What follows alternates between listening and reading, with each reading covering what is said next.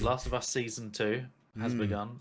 I really like Monday's episode. I literally watched it today, actually. Obviously, you both know that as a huge fan of the game, my little poster that way, at first I was disappointed with the direction that they went. This podcast last week, Rockstar confirmed that GTA would be pushed back until May 2026. You had it in the fantasy. Yeah, it's completely. That was going to be your big point scorer. That's completely destroyed me. Like I have lost now. Like there's just no recovery from this. This was the banker. This was the one that couldn't miss. I am financially ruined. Okay, that's some bullshit. I'm gonna take a punt here. Okay. OG Pokemon movie. What? It's on like 12%. 16. It's a dog shit film. That is a blasphemy.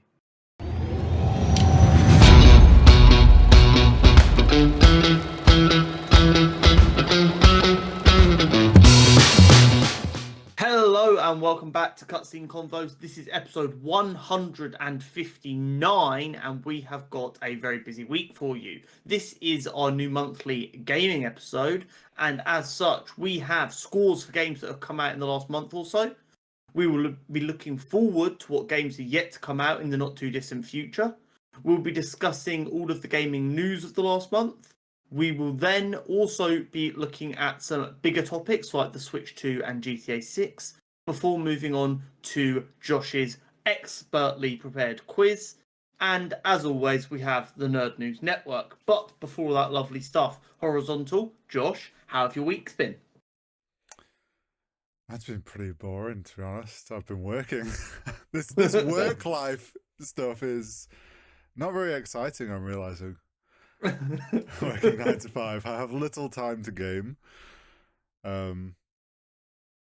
You've fallen right behind us now, haven't you? Yeah, you've all left me behind. I'm a game off plat in Marvel Rivals, and I'm hearing you're still stuck in the depths of silver. I mean, I've played one evening of ranked this whole That's season, not good enough. and if I don't get my act together, considering every season I improved, this is going to be me dropping off a cliff. Yeah. I'm reminded of the comments you had for me when I was stuck below you in ranked, and I believe it was stuff like just get good. Well, my issue is just I play. wouldn't have that if I was you. It's not necessarily a get good issue. It's just play. Yeah, that commute is just killing your gaming time, isn't it? Imagine if you got them 4 hours back, man. If I actually lived close to where the office was, I would not lose 2 nights a week to commuting. Yeah. But for the time being, it needs must. It do be like that. What about you, Josh? How's your week been? Back at the old what's the old saying for where you work? The coal mines. The ball and shit. back in the coal mines after your trip to New York. Yes, this is second week back, I think. Obviously, we had was it a bank holiday this Monday? I don't know, mate. Yeah, it was your was. I'm was a I'm bank still holiday so Monday. thrown off. It was a bank holiday Monday, yeah. We're only the second day of the working week, and I'm knackered. I already can't be asked for the rest of the week. Pretty boring apart from that. Not been really up to anything. No, nothing fun. That's the problem. You've just come back from New York. Everything's going to seem boring by comparison, isn't it? It's just not going to be the same, is it? What about you, mate? What have you been up to? What have I been up to? We've had a new system rolled out at work, which has just been stress. Anyone who's ever been at a job when a critical system has changed knows that it's just the most mind-melting stuff for basically 2 weeks straight as you get to grips with a new system and maybe help the people who are a little bit less tech literate than yourself. So it's a lot. My job is normally sat in a room by myself, and I maybe have to speak to people for like 30 minutes a day. And for now, a week straight of work hours, I've been speaking to people for 6 hours a day. My brain is just fried. It is what it is. It's already starting to get better, but you know what the first few days are like. It's always rough. But let's get into some gaming news as you're here with us, Josh. Do you want to kick us off? Indeed. Obviously, the last episode was middle of March. It is now the 7th of May, I want to say, at the time of recording. So a little bit longer break between episodes than usual. So we've got a few games to cover here. We've got Assassin's Creed Shadows, one that I know I was very much looking forward to. 81. not Not awful, too but bad. obviously, yeah. Mm. Ubisoft, don't know whether they'll be happy with that or not. I'll be covering my thoughts on that a little bit later in the episode. First, Berserker Kazan sitting at a 79. South of Midnight, one that I want to check out, believes on Game Pass at a 77. One I wanted to ask Corey about because it seems like a type of game that he Because would I'm have played. old. No, Yes. it just seems like a you game. It just seems like a you game. The 'Cause he's old. Oblivion a remake, which originally got a 94 back in the day. Remakes on an 82. Any It's thoughts on this? interesting. Well, go The on. way people are talking about it, I expected this to be higher than 82. Everyone I've seen talking about it online seems to love it. I mean, something I would guess is maybe the critics or whatever are like, well, it's just a remake, It's just, so yeah. it can't be that. The thing is, this came out while I was away. I have yet to have chance to get this and play it because I Real talk, can your loved- PC even run it? I'm sure we'll make it work. It might look like the original, but we'll make yeah. it work. It'll You be might as very well play the nostalgic. original. I think I still have the original somewhere on Xbox, but I like original Oblivion. I loved. I played so much of that game. So when I saw they remaster, whatever you want to call it, like, and they've done more than just retexture. Like they've fully reworked the game.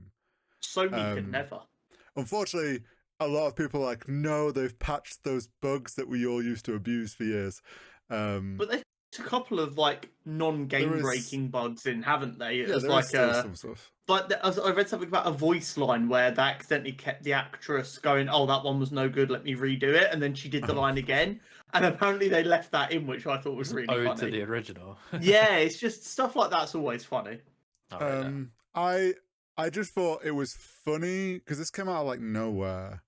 But for the past, I want to say the past year or two, in the modding community, there's been Sky Oblivion has been worked on by modders. Yeah. Which was Oblivion remade in the Skyrim engine. And then obviously everyone was very excited and rallying around and helping these modders and whatnot. And then they've just gone and obviously seen this and gone, why don't we actually make some money off of this and release our own? So I don't know what's going to happen to Sky Oblivion now, but I mean, yeah, at some point I want to try it. The price point's worth mentioning as well. It is a full game. It includes all of the DLC from the original game and all of that stuff included. And it's what, £40? Or if you've got Game Pass, obviously you don't need to pay for it at all. Which I think is like, bearing in mind the amount of money it would have cost to even do this, that actually seems like a surprisingly fair price, in my opinion. What do you guys think? No, I would agree. I mean, I think Game Pass made the right still play there. best value in gaming. Well, yeah. Yeah, it's going to take something to beat it now, especially with prices going up. I mean, anyone with Game Pass is buzzing. £40. It's a hard one when you're trying to sell a game that people have played before. Are they going to be willing to pay? See, here's my thing. They resold Skyrim on about 10 different platforms for the full price that people all bought up. Wait, So fuck that. The Last of Us is not even 10 years old and has been remastered twice. yeah, but that's PlayStation. Right. No, but like people don't act people like will buy that's a problem. I think them also like making the like if they would have come out and gone, well, it's on Game Pass, which most of our gamers already have anyway, so we're just going to make it 70 quid for because am I right in thinking this is available on PlayStation? They made this available on PlayStation, the remaster. I actually don't know. I know it's I'm definitely not on sure. Steam. So there would have been nothing stopping them going, fuck it, we'll make it a AAA game price of 60 quid and go, if you want it for cheaper than that, get it on buy Game Pass. But they've gone, no, we think 40 quid's fair for this. And It I is think on the that's, PlayStation Store. Can confirm. yeah. So they could have just gone, fuck you guys, if you want to play this game, buy Game Pass. And instead they've gone, no, £40 probably fair for this. Which I think, maybe it doesn't deserve us going, oh my god, thank you so much. But I think it deserves a well done game developers do more of that. My only criticism is why did they take time away from making Elder Scrolls 6 to do this? I think that is a valid Because criticism. we're never going to get Elder Scrolls 6, mate. That's why. Apparently, this was mostly a third party who did this. Yeah, that doesn't surprise. Yeah, it probably was, but still. I don't think any Bethesda time got spent on this. Between a single screen image teaser basically of Elder Scrolls 6 is being worked on, which was like 2-3 years ago now, I want to say. We've had Oblivion remake before we've even seen anything else about Elder Scrolls 6. But, Oh. Awesome. what else is there, Josh? The next one I wanted to discuss, Claire Obscure Expedition 33. It was one that we knew about because I remember we spoke about it when we was doing our fantasy draft. And now it's sitting currently at a 92. Oh. That puts it current game of the year to my knowledge.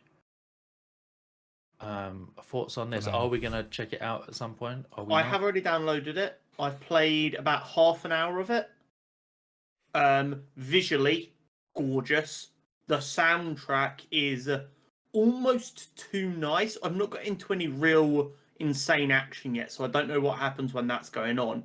But I picked it up like late at night. I think it was over a bank holiday weekend. I was like, fuck it, I'll play this. It was like 1 a.m. when I started it, and the music was so calming. I started to doze off, and I was like, when like it's late at night and you probably should have already gone to bed, and you've got music like that, kind of like the Minecraft effect. If you play Minecraft too late at night, you're just like, absolutely beautiful. The turn-based mechanics are okay. After Baldur's Gate 3, I'm giving turn-based a more of a go. The thing I'm not sure about is like their parrying system. So it's like active turn-based, which is kind of weird. And I'm not sure how I feel about that just yet. I think if I nerd out and get good at it, it might be okay. But it's definitely a game I want to spend a bit more time on because it's phenomenal. They've got brilliant cast of voice actors. Charlie Cox plays one of the main characters. Shout out my boy Daredevil. Looks amazing. The score is amazing. I want to give it some time and see what I really think. Based on my limited exposure to it so far, I'm not surprised people are losing their mind over it. Well, I mean, you know my thoughts. I'm very much, apart from Pokemon, very much a turn-based hater. But I know this isn't traditional turn-based. I do want to check it out simply because of the ratings. It was always one that I was going to wait on.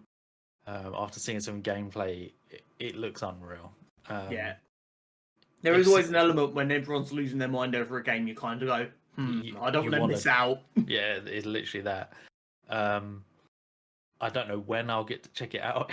I've got so much to play at the minute. Less than a month till the Switch as well. It's just trying to fit everything in. Absolute shambles at the minute. Which leads me on to Blueprints, another game I want to play. Another 92. There's too many things to play.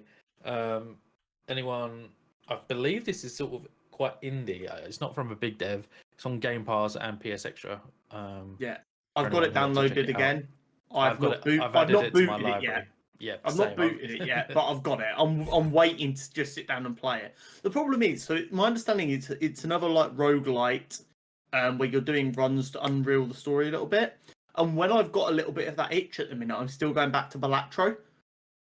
So I'm like, I need the Balatro itch to fade a little bit so that I want to try Blueprints a bit more. But once again, I didn't even know this game was coming. I saw everyone going, this might be game of the year. Oh my god, it's so good. I was like, right, well, I'll download it, then it's there, and hopefully I'll get to it quicker and not end up forgetting about it. So it's super heavy puzzle based, and I'm seeing loads of TikToks where girls are like filming their boyfriends, and they've got like a notepad and a pen, and they're writing down their different like the amount of clues people and stuff to come back to later on. I saw a guy who does like gaming based comedy skits, and he was like hearing about Blueprints and booting. I was like, oh, I'm smart. I won't need to do anything. This will be well easy. And it's like 12 hours later, and it's like, you know, the bit from Always Sunny in Philadelphia where he's got all the pictures on wire, and he's like, and if you take that one, you can get to the cellar, and then from the cellar, it looks insane. And I do need to get around to playing it, but I haven't yet. Such is my cross to burden. My burden to cross, who knows? Corey, is it one you're looking to check out? I mean, I knew nothing about it, so it's one of those where I've probably missed it while I was away, and I had no clue. And now I'm like, Well, Now you've if seen I it's ever got get 92, time, maybe I'll it'll try. come. Yeah, exactly. Yeah. It'll come See, around It's one of see, those- while you're traveling, you absolutely need to get a handheld because this is the kind of game that will fuck on a handheld. I bet. You say that, but I don't have that much time between. Just while you're driving, just Oh set yeah, it on like on the autopilot. cruise and control just... on the motorway, just there playing. Yeah, man.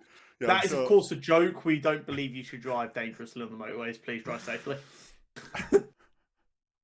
So yeah, a mixture of scores from 77 up to 92. I think there's going to be some more high scores coming because Doom Dark Ages, which I think is going to do high 80s. 15th of I'm May. excited to play this. 15th of May. This is one we've all seen and we've all commented on the art style, saying how sick it looks. It's one of them ones that when they announced it, I was like, oh my god, yes, how have they never done a medieval themed Doom before? Just instantly, I was like, that makes the most sense. How has it taken this long? But some of the weapons and stuff in that Well, look yeah. super fun to use. So 15th of May, that's what, a week tomorrow, I believe.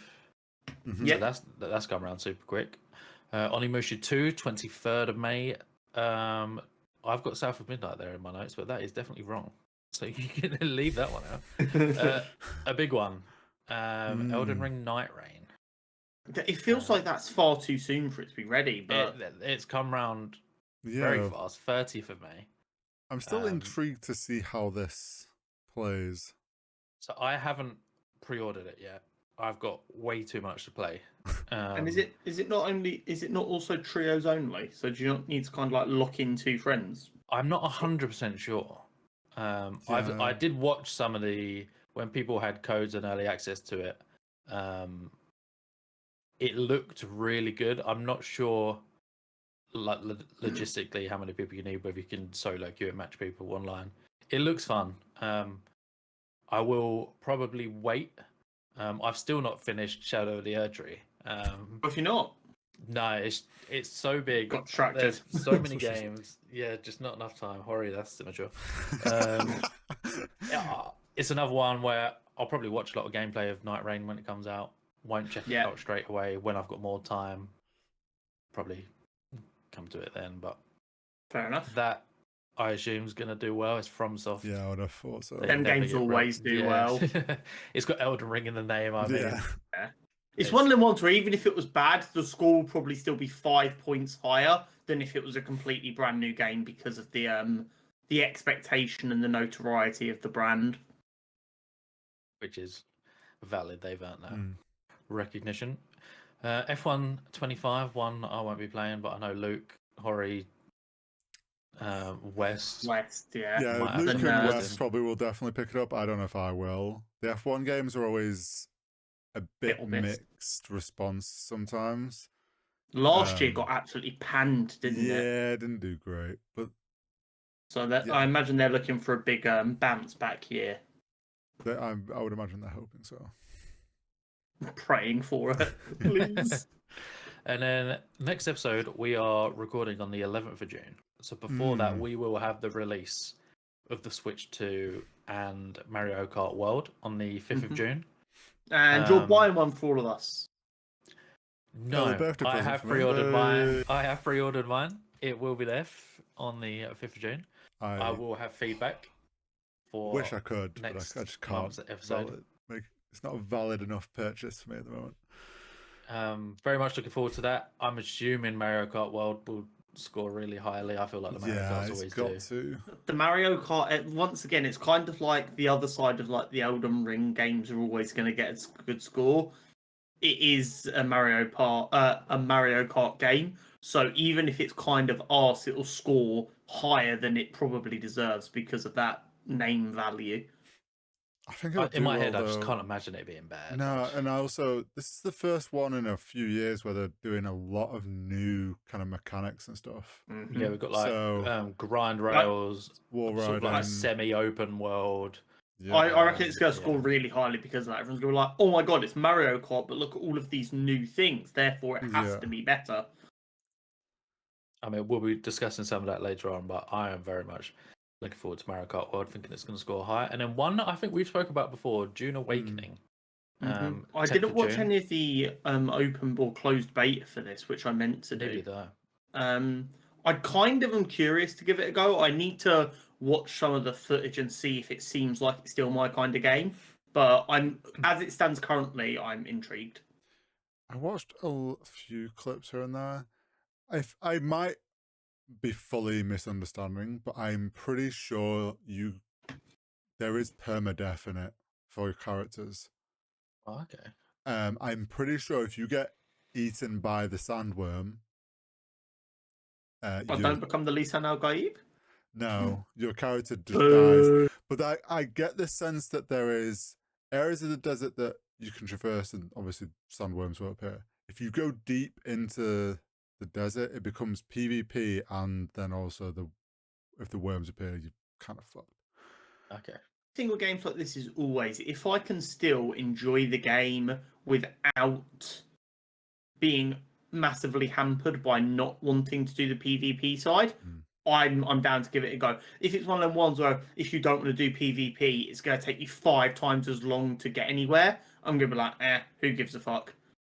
Yeah, I also don't know, because I know there was base building that was pretty like open to where you could do it, and I haven't looked into server sizes, because then if it's like servers are too big, you're not going to be able to build anywhere because everyone's just going to be building things, which also ruins the experience. And then if the servers are quieter so that you can do that, PvP will be worse because there's less players in it. There's less players, and less especially if going it's like huge open desert areas, like you're just not going to see anyone. Striking So, that balance is always hard. I wonder if they'll offer different options for different sizes. So they'll go like, this is a 64-player server if you want a really intense PvP. This is an 8-player server if you want it to be more solo focused, and kind of have different servers sizes based on what a player thinks they want to play like. We'll have to wait and see for that one, but I can see it garnering a fair bit of interest. It will see if they manage to impress them fans. Yeah. Do we know if this is free to play or paid? I believe it's paid, but not a full AAA price. I think the expectation is it's going to be around that like 35 to 50 price range.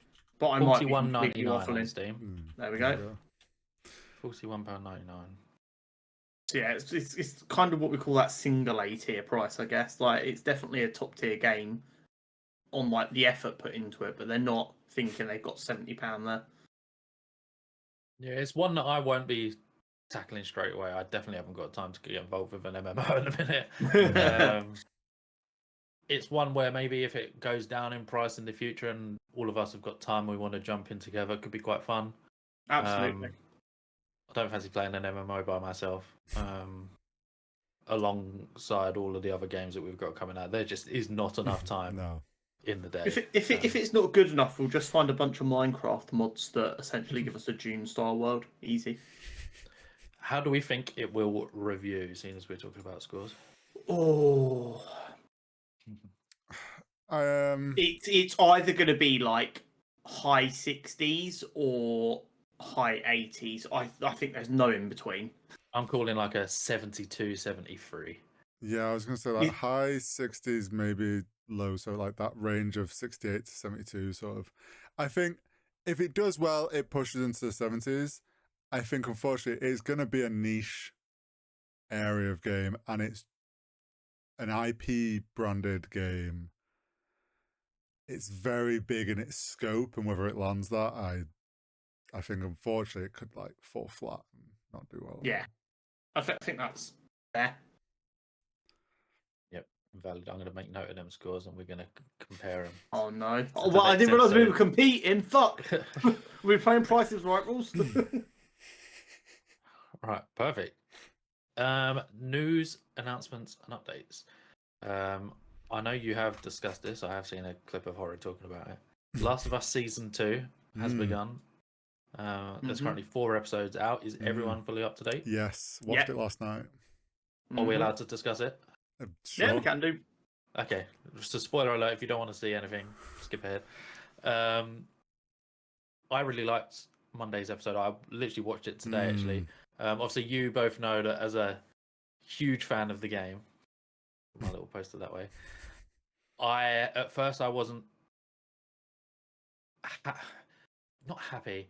I was disappointed with the direction that they went. Obviously, in the game, you don't know Abby's intentions or why she's doing any of this until hours into the game. Obviously, they couldn't do that because it's a TV show and they didn't want people to wait 15 hours and 15 episodes to find out. So the first and second episode annoyed me a little bit, but I really enjoyed the most recent episode. It was quite game accurate, and I'm just looking forward to how it's progressing. Obviously, Hori, as someone who hasn't played the second game, or the first game, or either of the games, how are you enjoying it? Neither have I. I mean, I'm really enjoying it. I will say, I thought after episode 2, I was like, I knew what that was coming.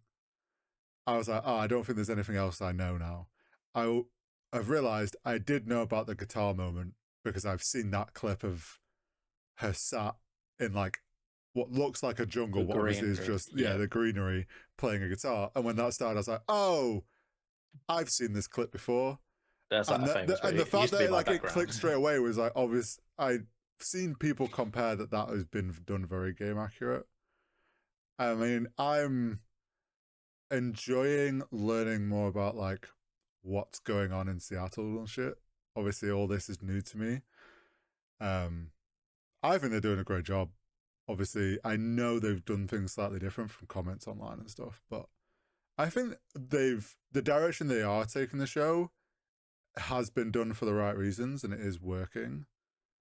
But yeah, I mean, I'm really enjoying it. On thoughts? Yeah, I get I get as like a real lover of the games that feeling of concern when they're doing things differently. I do. All I can say is, as someone who has watched far too much film and TV and understands a bit of the changes they've made and like the impact of that, it's not been done in a careless way. They've done it to make the story fit better for the medium. And I think this is the problem we get. Like when people who read comics complain about the way that translate into films, or the way books turn into TV shows and films, and they kind of forget that when you change the medium, things you do within the story are also going to have to change slightly. Like the instance of not knowing why Abby's doing what she's doing. In a video game, it is okay to hate a character for 20 hours and then spend 20 hours building sympathy towards the character. In a film or TV show, you can't do that. I think that was exacerbated slightly as well by the reaction the actress Laura Bailey got from playing Abby in the game and how violent and horrific that was. I think there was also an element of, we cannot risk that happening again, so we need to front load a bit more sympathy just to make it a safer experience for everyone involved, which I think is fair. I know there's concerns about the porch scene. It clearly has still happened. It's clearly going to be a flashback later in the show.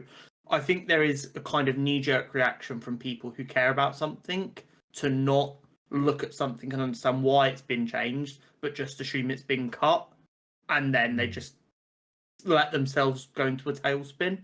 But the same thing me and Hori have said about many a Star Wars show. If you stop enjoying the thing, stop watching it. Don't just get online and get angry about it and then just watch the next episode and get angrier and repeat and repeat and repeat. I mean, I'm loving the show though. Point. Like I said, I love the game. Like the second game particularly, which obviously this is based on, is my second favorite game of all time. At first, I was obviously disappointed but it's never going to be game accurate, like you say. When you transfer it to a different way of watching, it's never going to be the same. No one would have wanted to wait. I think my playthrough when I first played it was 23 hours. No one wants to wait 20 hours to find out what was going on. But I am happy with the way it's going. Episode 3 and 4 I've really enjoyed. Looking forward to next week's episode. See what happens going forward. But no, enjoying it much more than I thought I was going to after that first episode. That's fair. Which is nice. Another one that I want us to discuss, Marathon. It's got a release date, 23rd of September. Will not be free to play. For some reason, when they first showed it, I assumed it would be. But it's not. Bungie. They don't do free to play. Don't be valid. silly. In April, we had a lot of the streamers had codes, were playing the game. From what I recall in the Discord, a few of us watched some of the gameplay. Have we got any early thoughts? I'm more optimistic for it now than I was from Bungie's reveal. I'm not necessarily sold. I'm not sure I'm willing to invest the expected £40 price point. I am closer. I think as we get closer and they do a couple more like tests and we get to see a bit more, and then obviously the full release, there is a chance. The chances of me buying it day one are very slim right now. Yeah, same here. I will need to see how it's going, but I think there is something there. I've always been a Bungie fanboy since the days of Halo. And when they left Halo and made Destiny, I loved Destiny 1. And then I loved Destiny 2 for a while. And I love the world and art that they have always built. Like, they have been incredible at building worlds. Destiny 2 burnt me in the long run in how they've managed that game and what they've done with it over the years. So I don't necessarily give them full reins and like I'm going to follow them willingly, but Marathon, after their reveal, I was a lot more hype purely off their world building and the art. Like I'm a huge fan of the art style. I know that was a big thing on the reveal was it seemed very 50-50, people either love or hate it. It's a Marmite art style. Yeah, I love what they've done. I'm all in on that graphic realism, as they're calling it. Yeah. Any game that you put neon-based colours in, I'll be there. And like they talked I think about, it helps with how easy it is. Like, the big thing I always struggle with a lot of games like this, COD is the biggest fucking problem for it nowadays, is you get skins for characters and you can't fucking see them because of the lighting and shit. And the way they've designed this game, not only do I find it quite pleasing, it seems like it will stop a lot of them issues. Depends on what skins they make. Yeah.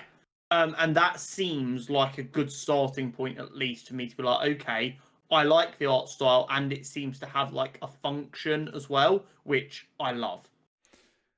I would say I watched a lot of Lupo's stuff, and he did a video interview with one of the devs where he asked a bunch of questions, some of which like he couldn't answer, but he still like he pushed some of the harder ones. I am optimistic. There is certain things that, from someone who's played Tarkov and enjoys that hardcore extraction shooter, I'm not necessarily against this. Obviously, that this is very clearly not a hardcore extraction shooter. This is a more of an arcade extraction shooter. Tarkov players need to understand that before they go hating on the game. So I'm not against like those things like the down mechanics, and sure, some of the aim assist might need tweaking, but they said this would like they've already addressed that. This was a closed alpha for North America. They tried something new for it in like their tweaking. It clearly didn't work. Doesn't mean it was final. There's things Lupo brought up, like one example off the top of my head, which they have said in his interview thing of like it is something they're trying to figure out internally still, but like the mods and attachments for your guns, you could find a purple attachment. You put it on your gun. Cool, you've got like a purple scope on it. Then you maybe like a few runs later, you find a gold, but you still really like that purple. But you put the gold on, the purple's just lost. There is no like taking it off. Okay. So becomes this issue of Lupo made the point of like, you might find a gun with a gold attachment. You don't like that type of gun. Maybe it's a shotgun and you just don't like using shotguns, but you want that gold attachment because it makes it that good. And you're like, well, I guess I'm stuck running this gun because it is just a better setup than what I'm using. There is like, you lose that player choice. There's things like that that I'm hopeful they will address, but obviously until we see it. The other thing, and I know it was a closed alpha, but the content seemed pretty lacking in what they showed. People got very quickly to kind of the end game loot that was available, and it got a bit stale very quickly. And I think that's fine because it was an alpha, but if they launch and it's not got a lot more content, like more maps and more stuff like missions and whatnot, I think it could struggle. I also worry if they employ Destiny's content strategy of DLC with season passes, with another pass for something else, and then like in 2 years if this game's been out, they're like, oh, we're now vaulting this old content because we can't manage it all. If they said they're going to put out a roadmap. If it goes, the roadmap is like, oh, we're going to do, they've mentioned seasons, and there's going to be every live service game has seasons. But yeah, and like Tarkov, they're going to do seasonal. Every new season there'll be a wipe. I think that's good. That's what extraction shooters need to keep it like fresh. If those seasons are DLC, I think there's an issue. If it's just a battle pass and it's cosmetics and a battle pass, I'm okay with that. Like, I get a live service game needs some monetary income to keep services managed. Of course, yeah. But like, there's a balance there. If they start going towards Destiny, they're gonna, I think, lose a lot of people. I genuinely believe in 2025, the only games that can charge for the game itself and expect to make money from microtransactions are Call of Duty and EAFC. Other than that, it's very difficult now to find a player who's going to spend, I know it's not going to be a full price, as they say, but £40 on a game, and then know every 2 months they're going to have to spend another £10. Do you know what I mean? It's like, it's kind of, it's a delicate balancing act. Yeah, I mean, it's one of those. It's like, if it's just a battle pass for cosmetics, you don't necessarily need to do that. If they start putting like DLC behind the paywall, yeah, Destiny's issue of like, oh, you can only do like some of the start of the new season stuff, but you can't really do anything because you don't have the DLC, then it's like, gets kind of shit. So yeah, that sucks. I still think COD and FIFA, GTA is an example as well. The paid stuff is there, but you don't need it. Whereas if they're putting content, like playable content behind the paywall, I think that's where the issue starts for me. Yeah. But I have had a look on Steam, and like you said, you mentioned an expected price, because there isn't actually a price. Not listed yet. So, they said it's going to not be a full AAA price. Yeah, I think no one knows what that means. Well, I so think everyone's assuming around the head dev or something was like, it's a full game price, not a premium game price, which everyone took as that £40 range like Helldivers was, not 80 quid like a AAA card or whatever. Yeah. That makes sense. We'll have to. I mean, we've still got ages yet, 23rd of September, so we'll have to wait and see. We might be there. We'll potentially be there. There's a very high chance I will be there. Tori will be there. Yeah, it's your type of game, Tori, so. It depends on what their roadmap says. Well, that will probably be the thing that maybe kills it. Make or break. Yeah. Fair enough. Switch 2 pre-orders. Again, we'll be coming on to the Switch 2. But news, obviously, we had Trump's tariffs meant that the pre-orders in the US got cancelled. And then when they did reopen, they were an absolute shit show to my best knowledge. UK's were smooth sailing. I got mine with ease on the day that pre-orders went live. I'm pretty sure they sold out very quick. There's been slow trickles of restock. I've had a couple of emails from Game Collection that every now and then, if there's been like a cancellation, put the other ones back up. But yeah, UK winning the Switch pre-order. Well, the Trump stuff, they cancelled it, didn't they? Because they were like, we might have to reevaluate the price. but then it Yeah. came back at the same price, but all the attachments and all the extra things went up in price or something. I think that's the Yeah, case. something like that. I'm convinced the reason the UK pre-order went so smoothly is with the tariff situation, they decided to make some of the units available for America available to other regions, which meant they were almost slightly overstocked. And that's Possibly. why part of the reason America was then such a shit show. That's my tinfoil hat moment for you. Yeah, that's fair enough. Like, in my, I say it went smooth in the UK. I got mine very easily, and my friend got his easily. Apart from that, I have no idea. I imagine it went as smooth as like any trying to pre-order thing. Like if you're too late in the day or something, like you probably had a harder time. But Yeah. Pre-orders for anything big like that now, if you're not there in like the first 15 minutes, you're probably not getting it, and that's just the way it is. Yep. Supply and demand, unfortunately. Well, I've got mine, so unlucky everyone else. Moving on to a bit of a sad one, which is a bit big. We had the news. I'm pretty sure it was this week or late last week. it was just That EA have laid off over 200 members of staff, cancelling a potential Titanfall game. Yeah. Obviously, thoughts go out to everyone who was laid off. This is just another one of them shit situations. Obviously, Respawn actually laid off another. I think it was January or December. They laid off 100 members of staff. So it's totaling up to 300 now. If I'm like, obviously, the fact that staff lost their jobs is shit, especially from EA, who we know fucking rake money in. Record profits every fucking year, it feels like. The rumor around the Titanfall game, I'm going to be honest, if the rumors are true, I'm fucking glad that game got cancelled. Yeah. Apparently it was going to be an extraction shooter Titanfall. Extraction shooter, yeah. Just give us Titanfall 3 if you want to do Titanfall. Everyone for years has been asking, just give us Titanfall 3, please. All we want is Titanfall 3. And then they're like, their planned Titanfall game is not what people have been asking for. And like, and then the funny thing is, all that discussion came out about, oh, we're never getting Titanfall. And then they put a statement out being like, Titanfall is still the core of our studio. And everyone's like, you haven't put anything out to do with Titanfall in years. What are you on about? Well, I mean, technically, Apex is Titanfall. No, Don't give me that. Don't give me that. Don't give me that.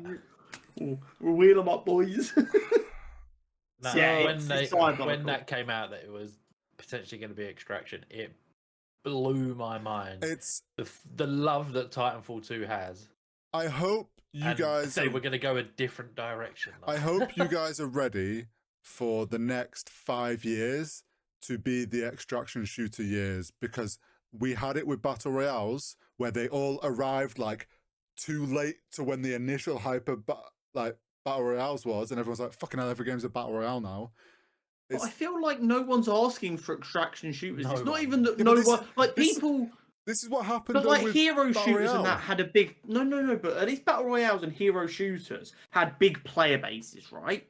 Yeah, but the you've biggest got to Extraction shooter is Escape from Tarkov. Yeah. And that's not even on the fucking Steam store. That's why though, like Tarkov's had so much waves of hype and then loads of drama that they're like, oh my god, the Extraction shooters want somewhere else to go. Everyone's already moved on from those situations. Tarkov players are never going to leave Tarkov. Tarkov players have bought the bigger bundle and just carried on playing because they have no backbone. And we've got like Marathon obviously has been known it was an Extraction shooter for a long time now. I'm okay with that one. We got Arc Raiders has recently been in playtests, which actually looks pretty sick. But that's an Extraction shooter that just kind of popped up out of nowhere. A lot of these games are going to struggle because the market is not big enough for Extraction shooters. 2 or 3 indie ones last year. Only like one of them is still somewhat going, I think, and it's the one that like monetized every fucking aspect of the game. Yeah, I think we are gonna have that thing where we were all sick of Battle Royales after like Fortnite, and then they kept coming out. Where already like there was a little bit of a hype for Extraction shooters, everyone's talking about them, everyone's moved on, and now like all the studios are catching up and being like, here's our Extraction shooters, and it's like, you're too late. Like the trend's gone. But rough. Yeah. Yeah. I mean, I won't even go into that. That was mind-boggling. And then one con that you reminded me of yesterday, Borderlands 4. This More might be positive the news, which one we don't normally see, a date pushed forward. this rather than had me convinced that GTA 6 was coming out at the beginning of October. So to explain it to people who are confused why that would make me think that, the publisher for the Borderlands games and the GTA games is Take-Two Interactive.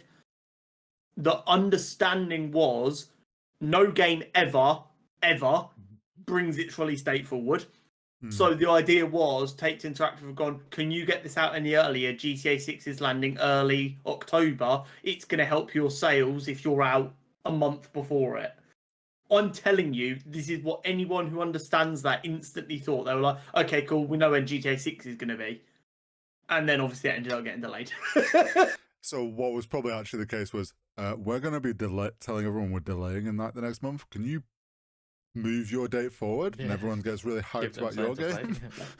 What I will say is fair play to the Borderlands devs for having a game ready earlier than expected for no fucking reason other than to swing their massive dick, I guess. I'm well excited for Borderlands 4. But then so have Rockstar, so. Yeah. I'm well excited for Borderlands 4. It's I a will weird be one there. for me. Like, I don't mind the Borderlands games. I don't love them. If it's on Game Pass eventually, or even straight away, I might check it out. I won't be rushing to play it, that's for sure. But again, it depends what else is coming out later this year. I know we've got a couple of games, but where everyone was probably so scared of the GTA window, there is a lot of empty space in October, November, December. It's fine. They're all going to announce at the same time and then Summer Game Fest cannibalize could be each other. nuts. Yeah, oh mate, Summer Games Fest next month. There's going to be dates left, right, and centre. Yeah, everyone's finally not going to have that fear anymore. They're going to be like, we know when we need to be out by, or wait until after. What I will say is, end of May next year, there's going to be no games. No. Imagine GTA brings theirs forward.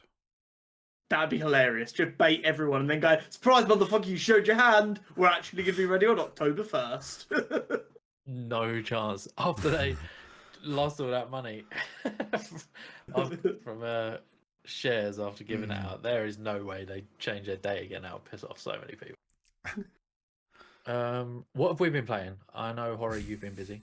If you have been playing anything, please let us know. Con, what have you been playing apart from Marvel Rivals? A lot of Marvel Rivals still. Balatro, I've done the naughty, and I'm playing EAFC 24. It was on Game Pass. It's on Game Pass. I've not spent any money on it. It's that time of year it's that time of year where I need like a sports game to just scratch the itch. So I'm doing my career mode. Yeah, fuck it. Other than that, what am I playing? I've started to get back into Minecraft. I'm getting ready to go into Hardcore Season 2. So I've been playing around on that, getting mods and stuff set up for I really want to optimization and stuff. I've got such an itch for it. I did start looking into it, and then I got a job and I got distracted. Yeah, Horry said he'd sort it out before he started this job, and they didn't. Well, I didn't know I had a job at that point when I said that. But yeah, there's a lot of things that are like sitting on my peripheral. Like I want to play Expedition 33. I want to play Blueprints. I want to play South of Midnight. They're literally all installed, ready to go on various machines. I just am kind of stuck in that playing what's comfortable and what I'm enjoying at the minute and not wanting to play anything else. And it's a bunch of like long-term games that I'm playing at the minute, right? Like FIFA, you can just dump so many hours into. Marvel Rivals is just one more round and you're in another game. It's ridiculous. So unfortunately, all my games at the minute are games that I can lose 6 hours to in a blink. And then I'm like, oh, it's too late to play 2 hours of a story game now. That's valid. And then you got Minecraft on top of that, which you play for what feels like 30 minutes, and it's been 3.5 hours. Well, so. Yeah. It's always the first session as well when I play Minecraft is a 24-hour one. So yeah. I've been playing Marvel Rivals in the limited amount of gaming that I've done in the last 3 weeks. And other than that, still been going strong with the Pokemon Pocket. I feel like only me and you, Josh, are still going on it. Yeah. Everyone's slowly giving up. West, I think, still does it a bit. I'm still opening my packs every day, doing battles. Yeah. He's got a alarm set. You've got the new Rayquaza special card. I Yes. think I need like 10 more battles. I've just been putting it on like the easy one and doing auto battle while I was I'm working from home, I'm just like, oh, just put that on auto battle in the corner. I worked through the difficulties, got like all the hourglass rewards, and then I've now just been putting it on the easy one. So I've nearly got that. But yeah, I've just still been smashing that out every day. I love it. I'm almost on top of collecting all the old packs. There's like 2 cards I haven't got from, I think, 2 different sets now, Triumphant Light and Shining Revelry, 1 in each. Then it's just the new ones that have just come out. Yeah, that's right. I haven't made a list of what I need in ages, Trades. and I saw you've been updating yours.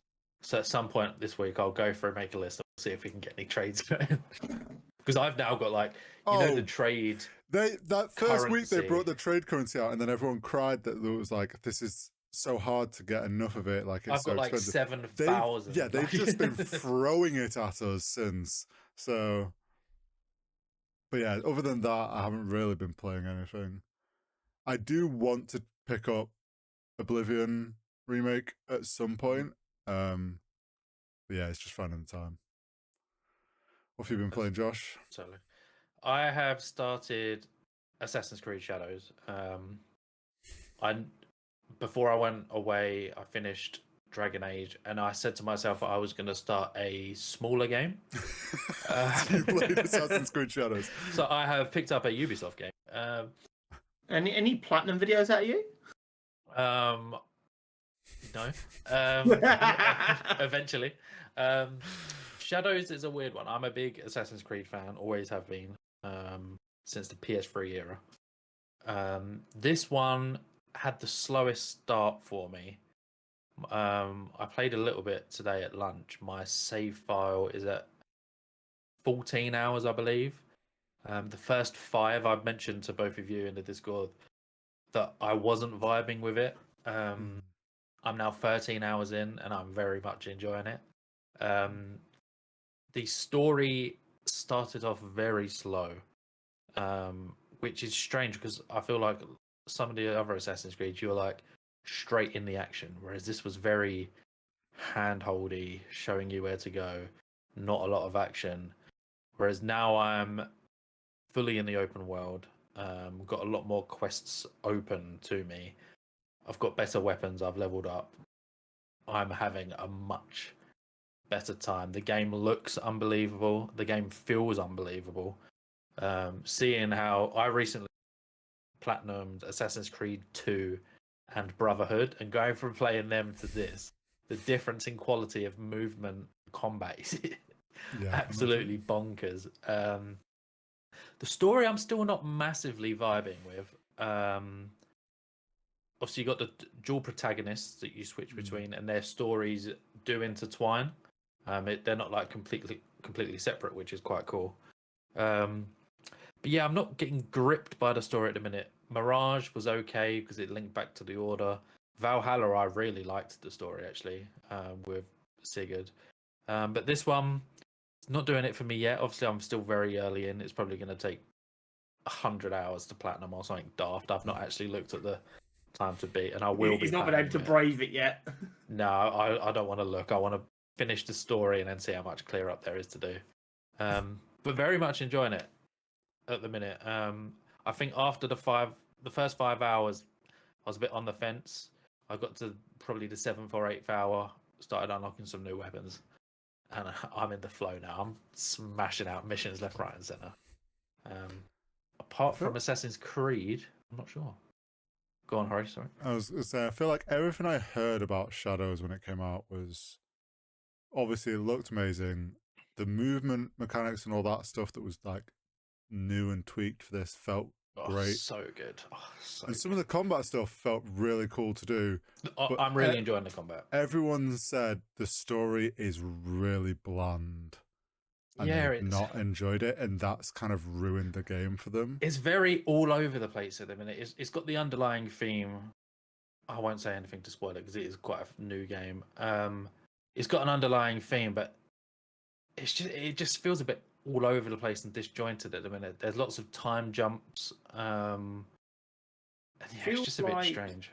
traditionally, even the bad Assassin's Creed games had great stories.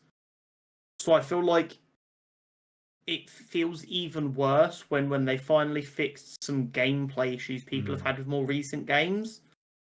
The story then hurts it. You're just kind of like, this is the thing that allowed you to keep selling copies even when the physical gameplay wasn't maybe where it should be, was that you had such good stories, and now you've got one of the strongest gameplay experiences it's in sort of done the reverse. years, and the story's fallen by the wayside.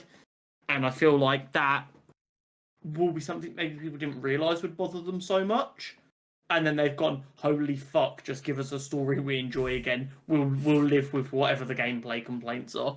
And don't get me wrong, I was judging the story after 5 hours of gameplay, and it's probably a 60-hour story, let alone all the side content. So I am judging it very early, which is. But I feel like that's.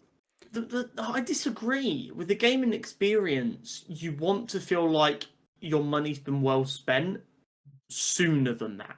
You don't want to be going 5 hours, which of the main story is like maybe 10%, and you're like, oh, well, this kind of feels Like, that's like, I know obviously time scales and stuff, but 5 hours is your hook, right?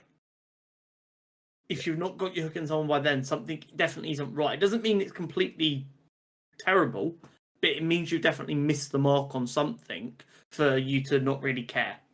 I think it's because, I'm thinking back now, the first 5 hours were very cutscene heavy.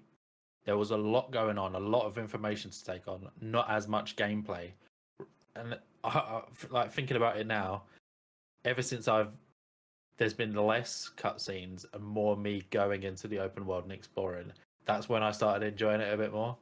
So maybe it was just they went a bit too heavy on the cutscenes early on to try and start Set the the story world. off. Yeah. But Maybe. no, I'm enjoying it now.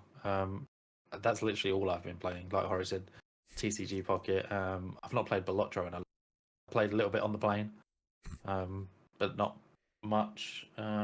Looking forward to the Switch. Next month, I'll be playing a lot of Mario Kart, I could imagine, because I'm not sure what other games I'm going to own on it at the time it comes out. Are you ever going to rejoin us on Marvel Rivals since you're not uploading videos? Or if you want the honest answer, I have zero desire to play Marvel Rivals. do you remember when Josh used to enjoy playing games with his friends, and now he just runs off and plays solo games and doesn't make videos on them? I think I've got to the point /age I don't know what. I just can't play the same game over and over again. COD bores me. FIFA, I stopped playing 2 months after launch. CS and Valorant, I come back to sort of like throughout the year, and I'll play like 2 weeks of it and smash it out, and then stop for a couple of months. The game Marvel Rivals came out in December, and it's nearly been out. Next month it'll have been out 6 months, and you lot are still banging it out multiple times a week, and I can only. I love it. I don't think I've actually enjoyed a multiplayer game like this in a long time. I am not that. I've found now I'm just not that gamer anymore. I can't do it. I get so bored. Think the only reason I'm definitely not as eager to hop on and play it as I was like 3 months ago. I still enjoy it, but I think that's because I played a lot of Overwatch, so it's just like just playing it is like not a lot of mental effort a lot of the time, because it's like that I've got so much game time in this type of a hero shooter format that it's kind of like I can just play it and enjoy it enough without having to like really be putting effort in or sweating or anything. Obviously, if it's ranked, I do sweat more, but I think also the fact it's Marvel helps it stay enjoyable, because I'm like, this is fun getting to play different Marvel characters. I think they've nailed the intertwining of what's going on. There's always something happening in the game, and if you enjoy the kind of things they're doing, it's quite nice. And I also love that if I don't play it for a week, which has happened a couple of times, like I go like 10, 12 days without playing it a couple of times, I'm not like, oh my god, I'm so far behind on all of the battle pass and stuff now, I may as well not even bother. I'm like, oh wait, I can hop on and get a little bit done, and then I can still come back to it later. So it doesn't feel like I'm wasting time now. Whereas before, if you started like a new COD season or a new Fortnite season and played 2 weeks and then you disappear for 2 weeks, you're like, it's pointless. Now I'll never get it all finished. Whereas now I'm like, oh, well, I actually do just want to play it, so I'll play it for an hour if that's all I want. It's also the only game in maybe 6 years, maybe longer actually, where I can play pubs and just like quick play, and I actually don't get stressed and aggy about it. I'm like, I can just play it and actually have a bit of fun, which was never me before. I can't just like solo queue a game like that. I just can't do it. If I'm playing an online shooter, I have to play with friends. And it got to a certain point. I did play probably a month ago. I hopped on with the boys, and because you'd all been playing and I hadn't, there was a rank disparity, so we couldn't queue ranked. And that straight away just put me off playing because I then couldn't be bothered to play enough to get to the point where I was at your ranks to be able to play. Yeah. And ever since then, I haven't touched it. So yeah, I get that. fair. That's so valid. I'm like at the point now where it'll be interesting because I'm seeing it from like what Overwatch went through, but we're starting to see the start of the balance struggles and frustrations, like the honeymoon period is coming to an end with the fandom, I fear, because people are now starting to get a bit more upset about certain balances and characters, and how they handle over the next season, like 2.5 and 3, will be interesting to see if I keep playing, because it could very easily start making balance changes that then make it feel less fun to play. I don't know how much longer I've got playing at the velocity I'm playing at currently, but it's definitely going to get added into that realm of Valorant style games where every maybe 6 months I'm like, fuck it. Or I see an upcoming season of Marvel Rivals and they're adding a particular thing. I'm like, oh yeah, I've got nothing else that I'm playing right now. I should jump in, and then like, it just takes my life for a season potentially. But I like that. Like, I will more than likely, every single time there's a new season, jump up and buy the Battle Pass. Because I know that if I don't play the game again for a year, I can still progress the Battle Pass when I come back to it. And all them cosmetics will be there waiting for me. So, it can definitely end up being like Fortnite, where you hop on for the new season event or end of season event, sort of. I do this. Me and my mates do, my IRLs, we do this every time we jumped on Fortnite this week actually, because there's a Star Wars sort of promo. Star Wars season. And that's just a game. Again, we don't like sit there and get hooked, smash it out. We'll hop on for a couple of hours and get the fix, and that's You're it. starting to hit, like, I hit this probably a year or two ago, which you also, which was where I was like, I play more sim games now, and I will happily play sim games or like survival games. Rust is a weird exception because that takes over your life for like a weekend. But nothing strikes fear into my body like Corey saying he's got a Rust sesh coming up. I'm like, oh no, the podcast's like, in shambles. those sort of like hero shooters, FPSs, like I've hit that age where it's like, I'd rather go play farm sim for a few hours or something. Like, you know what it is for me, Corey? It feels like you have to just be so locked in. Whereas I'm a big single player. Yeah, see, I feel like you hit the age where you start going either sim games, or you go like single player games, or you're just that person that sits on like some sort of sports game or something, like Luke with his Football Manager. Worst of all, you give up on gaming altogether. Oh, never. But some people do. Some people do. Yeah. They get to this kind of age and they're like, oh, I don't have the time to sweat games anymore. And if I can't be the best, I'm not going to play it. And they don't give story games a chance. And like, you see it every year if you look on Twitter, a bunch of people that are like games to play. 25, 26, they're like, there's no games to play. I'm selling my PlayStation. It's like, you're just looking in the wrong areas and you don't know what you're looking for. And I get it. It is rough. But if you actually like enjoy something, it's worth putting the effort in to find out what you've got time to do. But if that's the case and you don't want to play games with us anymore, Josh, it's fine. What we'll do is we will get a Minecraft world set up.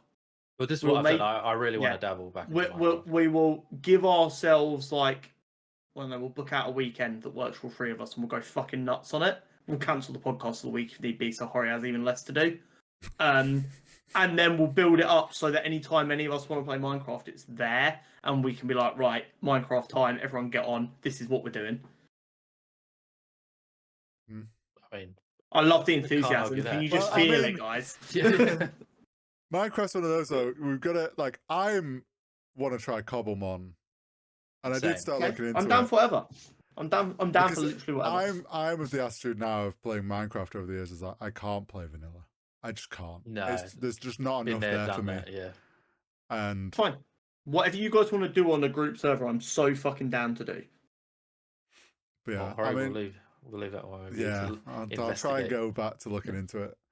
Put a figuring it out. presentation together for the council to vote on, please. A selection of mod packs, what we can choose to do. Oh wow, we're going to be here a while. Switch 2. So it's been so long since the last episode that we Yeah. had the Nintendo Direct at the start of April, in which they showed off everything to do with the Switch 2. We'll be recapping it, not in order of the show, just reeling through some general facts. Please interject any time. I will open up to discussions on certain points. Straight away, no, not straight away. Straight away for us, definitely not for the show. We got a launch date, 5th of June, which 3 months after the Direct. I feel like that's Yes. quite quick. Yeah.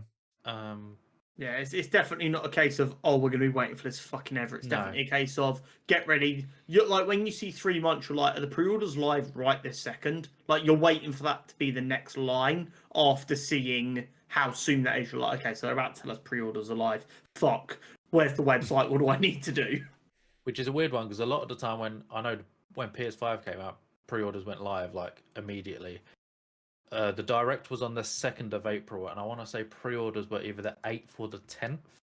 Yeah, I feel So like they they're, gave at you, least like- a week later. They gave you like a week to sort of prepare yourself and get ready. Go to the bank Um, and request a loan. Yeah. We didn't get a price in the actual Direct, but within like an No. hour of the showcase, we got the price. We'll be reporting in pounds because we are English. 395.99 for the console by itself, or 430. So you're paying an extra 35 quid for Mario, which is very good considering it's like 70 by itself or something daft. 80 quid. Yeah, which is bonkers. insane, by the way. I game think by the price itself, of the obviously, console's a pretty bit high, but I don't think it's disgracefully high. To my knowledge, it's only like, I'm trying to think how much the OG Switch was at launch. I'm sure that was either 300 or 350. So obviously it's a lot of money, like 400 quid. I don't think it's that bad. No, And I think definitely it could have depends been how you are worse. as a person. Like, if I was to change career tomorrow and I'm like always going to be on the road or whatever, and I couldn't afford to have a PC with me or a console with me at all times, I'm fine with that. But when I see 400 quid for a handheld console, I'm like, I would rather spend the extra £100, £150 on a PlayStation or an Xbox. So the Switch 1 launched at 280. 280. So 100 quid less, basically. But I suppose I mean, that was about 900 years ago, so inflation, cost of parts. I like- think adjusted for inflation, it wasn't that much higher. No. It's a tough It's pill just to swallow. Yeah, no, it's one of them ones where kids are going to be going, "Oh, mum, can I get the new Switch 2?" They can be like, "Yeah, sure." See the price, 400 quid. And be like, "Good lord." I don't love you that much. We'll get it for your brother though. But obviously, as we know, it's not just like a Switch. It's like it's come leaps and bounds from the Yeah. Mhm. original. I And know. I got it's what? still A expensive. GameCube at launch, and that was 130 quid. Yeah, I mean, it's like essentially this. You can probably get I'm pretty sure the PS5 Slim, like with no disc drives, like 400 quid. You're paying the same Possible. amount, which is crazy, but who cares? Nintendo can do what they want. People are going to lather it out. Yeah. Then they I opened the completely show with Mario Kart World, which we've discussed briefly, but some more Looks points good. to add to that. It looks like there's some free roam section modes, as well as you now race to the next track in between races when you're doing a Grand Prix, which is pretty cool. So there seems like there's options to just go free roam. Yeah. I presume if you're in single player, you can just like mid race be like, I'm done, I'm gonna go free roam or whatever. Then there's a Grand Prix option. I imagine it's gonna be like when you like similar to when you pick engine speed. Yeah. Whether you go to the next race straight away or you finish the race, it does all the credit, like the scoreboard or whatever for that race, and then it goes a new countdown and you will race to the start of the next one. Yeah, I'm intrigued to see how it works. It's a bit of If it's a case of like I like it. the race starts as soon as the first person gets there, then it's going to be then basically you're having twice the amount of races in a Grand Prix, because it's like who can figure out how to go cross country the quickest.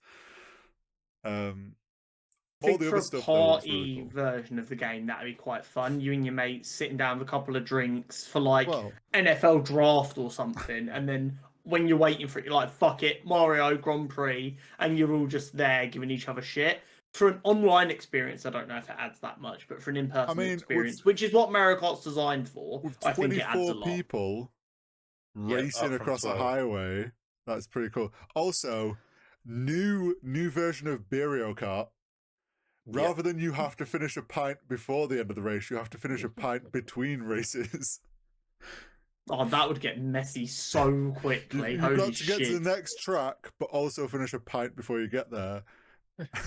I assume the race to the other track is more so going to be to assign, like grid position, maybe. Grid position, I'm really not which sure is kind of fucking cool. But if it's like it goes straight, like you cross that start line and it's like you're straight in, then you just cause the 12-car pile up and then you just shoot off ahead. Picture it, right? Obviously, Grand Prix. You say you win race 1, you start first on the grid on race 2. Imagine you finish first in the first race.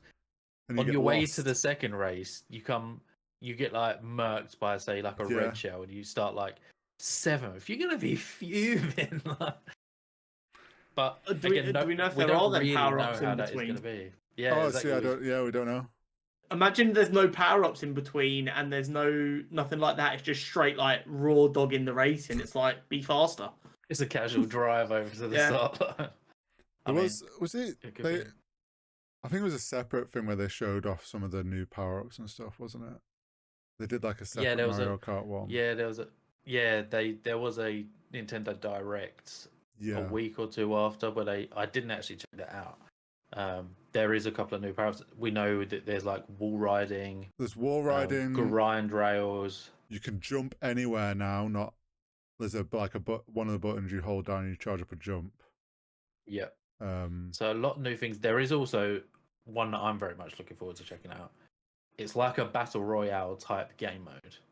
I don't know if either of you saw this one. It's like it's like races, and it's other concepts of the same. Other games have the same concept. Where if you're in last place, you get eliminated? If you're last, yeah. Oh, Mario Kart used to have a game mode like that before. At the end of each race, whoever was last got eliminated. I remember it on the DS. But this I remember it from the DS. This is like a mid-race. Oh, what, like a countdown if whoever's the last each lap? Something like that, yeah. Oh, okay. Bit more intense. Sort of I think you can, that's what I thought. I'm pretty sure that could be a lot of fun. The crew or something had it. Why that they looks fun. Haven't announced bringing back Mario Kart Battle? You know, like the arenas with the balloons. Like, bring that back. Like, with all these new mechanics, that'd be really fun.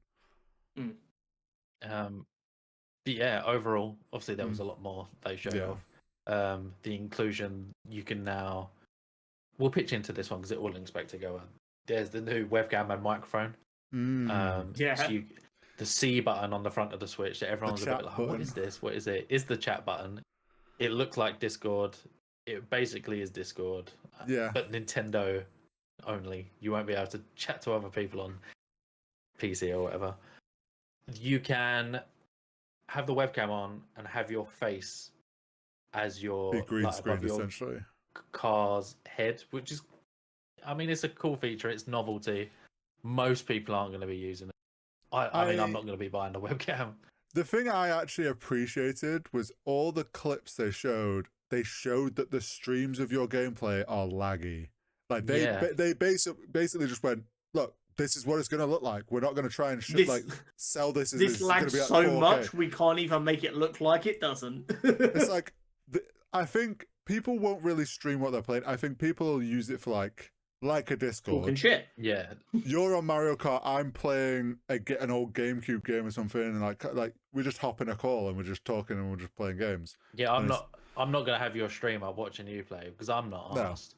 No. Like it's a very novelty feature. It was just them showing you can do it if you want to do it. Yeah. And I can imagine a lot of the younger audience might do that.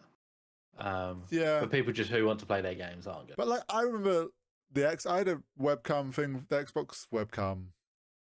Then me and my mates used to play that Uno. is always worth it. We used to play Uno on the Xbox, and you could have your camera. If you had a camera or webcam plugged in, it could show your camera. So we'd literally just be sat playing Uno, and we'd all have of cameras just chilling. Like you do it when you're younger, but then it's like past that, you kind of just all you need to do is sit in a call and chat. Like you don't necessarily need to see what everyone's doing. The evolution of Discord. Yeah. Then one very many people were excited about. If you have a Nintendo Online membership, you'll be familiar with the game catalogs of different generations. GameCube catalog. It's being added. They showed a couple of games. Zelda Wind Waker was one that they showed off as like one of the main games. Then they did do a montage at the end of all the games. All I was looking out for was Pokemon Colosseum. It was on there. You can play Pokemon Colosseum on the Switch too. I will be there. I saw Super Mario Sunshine and immediately was like, well, that's sold that feature to me. Because it's so one funny of the the amount of most people played who games I said had on my a different GameCube. game. Yeah. Well, it's so funny because I saw a bunch of people tweeting stuff like this. It's like GameCube games, and then like every tweet was like, "Oh my god, GameCube games! I'm gonna buy it just for this." And then they all list a different game, and it's like literally I did not see two people hyped about the same game, but everyone was hyped about a game. GameCube just had so many bangers. I think F-Zero was another one that they showed off, but that is huge. I'm still waiting for DS. I mean, it's going to be a long time till we get DS because I just want to be able to play DS era Pokemon games Nintendo without hypothetically having to use an emulator. Nintendogs is going to do generational numbers. Mate, to be honest, I will be there. I love Nintendogs back in the day. Who didn't? No, but game catalog's super cool. I can imagine at some point what's going to be next. Game Boy, I'd imagine. Again, when we get that. I mean, as soon as you get Game Boy, though, then you get the old Pokemon games. Yeah. They're the sort of ones where they're sitting on them because they know what it's going to do. People would just be playing those as opposed Pokemon to Red. The new one. Obviously, we supposedly got Pokemon Czar coming out later this year, I think. I can't remember. Yeah. I think we said end of the year. Yeah, because they did say that it will have, I'm pretty sure, I don't necessarily want to 100% say quote me on this, that Czar will have a Switch version and a Switch 2 version. I'm not sure. Either that or it's only on Switch 2. I can't remember what. No Knowing Nintendo, it'll probably be the first one. But there are a few games like that where they're going to be like enhanced for Switch 2. Which I'm very much looking forward to because Scarlet and Violet was an absolute shower of shit, which was painful as a big Pokemon fan. So hopefully that'll be very nice. Then we had some third-party stuff. Elden Ring coming to Switch, which I know we're getting better performance on the Switch 2, but how it's going to run Elden Ring is beyond me. Cyberpunk. There's some game like Hogwarts Legacy that could barely run on PS4. They're promising.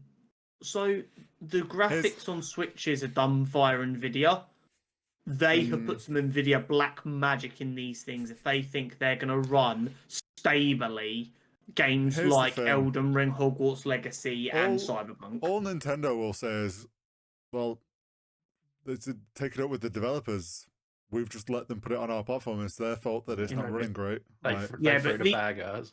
these are big developers, so they will not accept it if they can't make it like yeah, they'll be putting some good. effort into it. Especially like CD Projekt Red, who already got shit for Cyberpunk at launch. They are not going to have spent the last 6 years or whatever the fuck it is now building that game's reputation back up No. to launch it on the Switch 2 and destroy it again.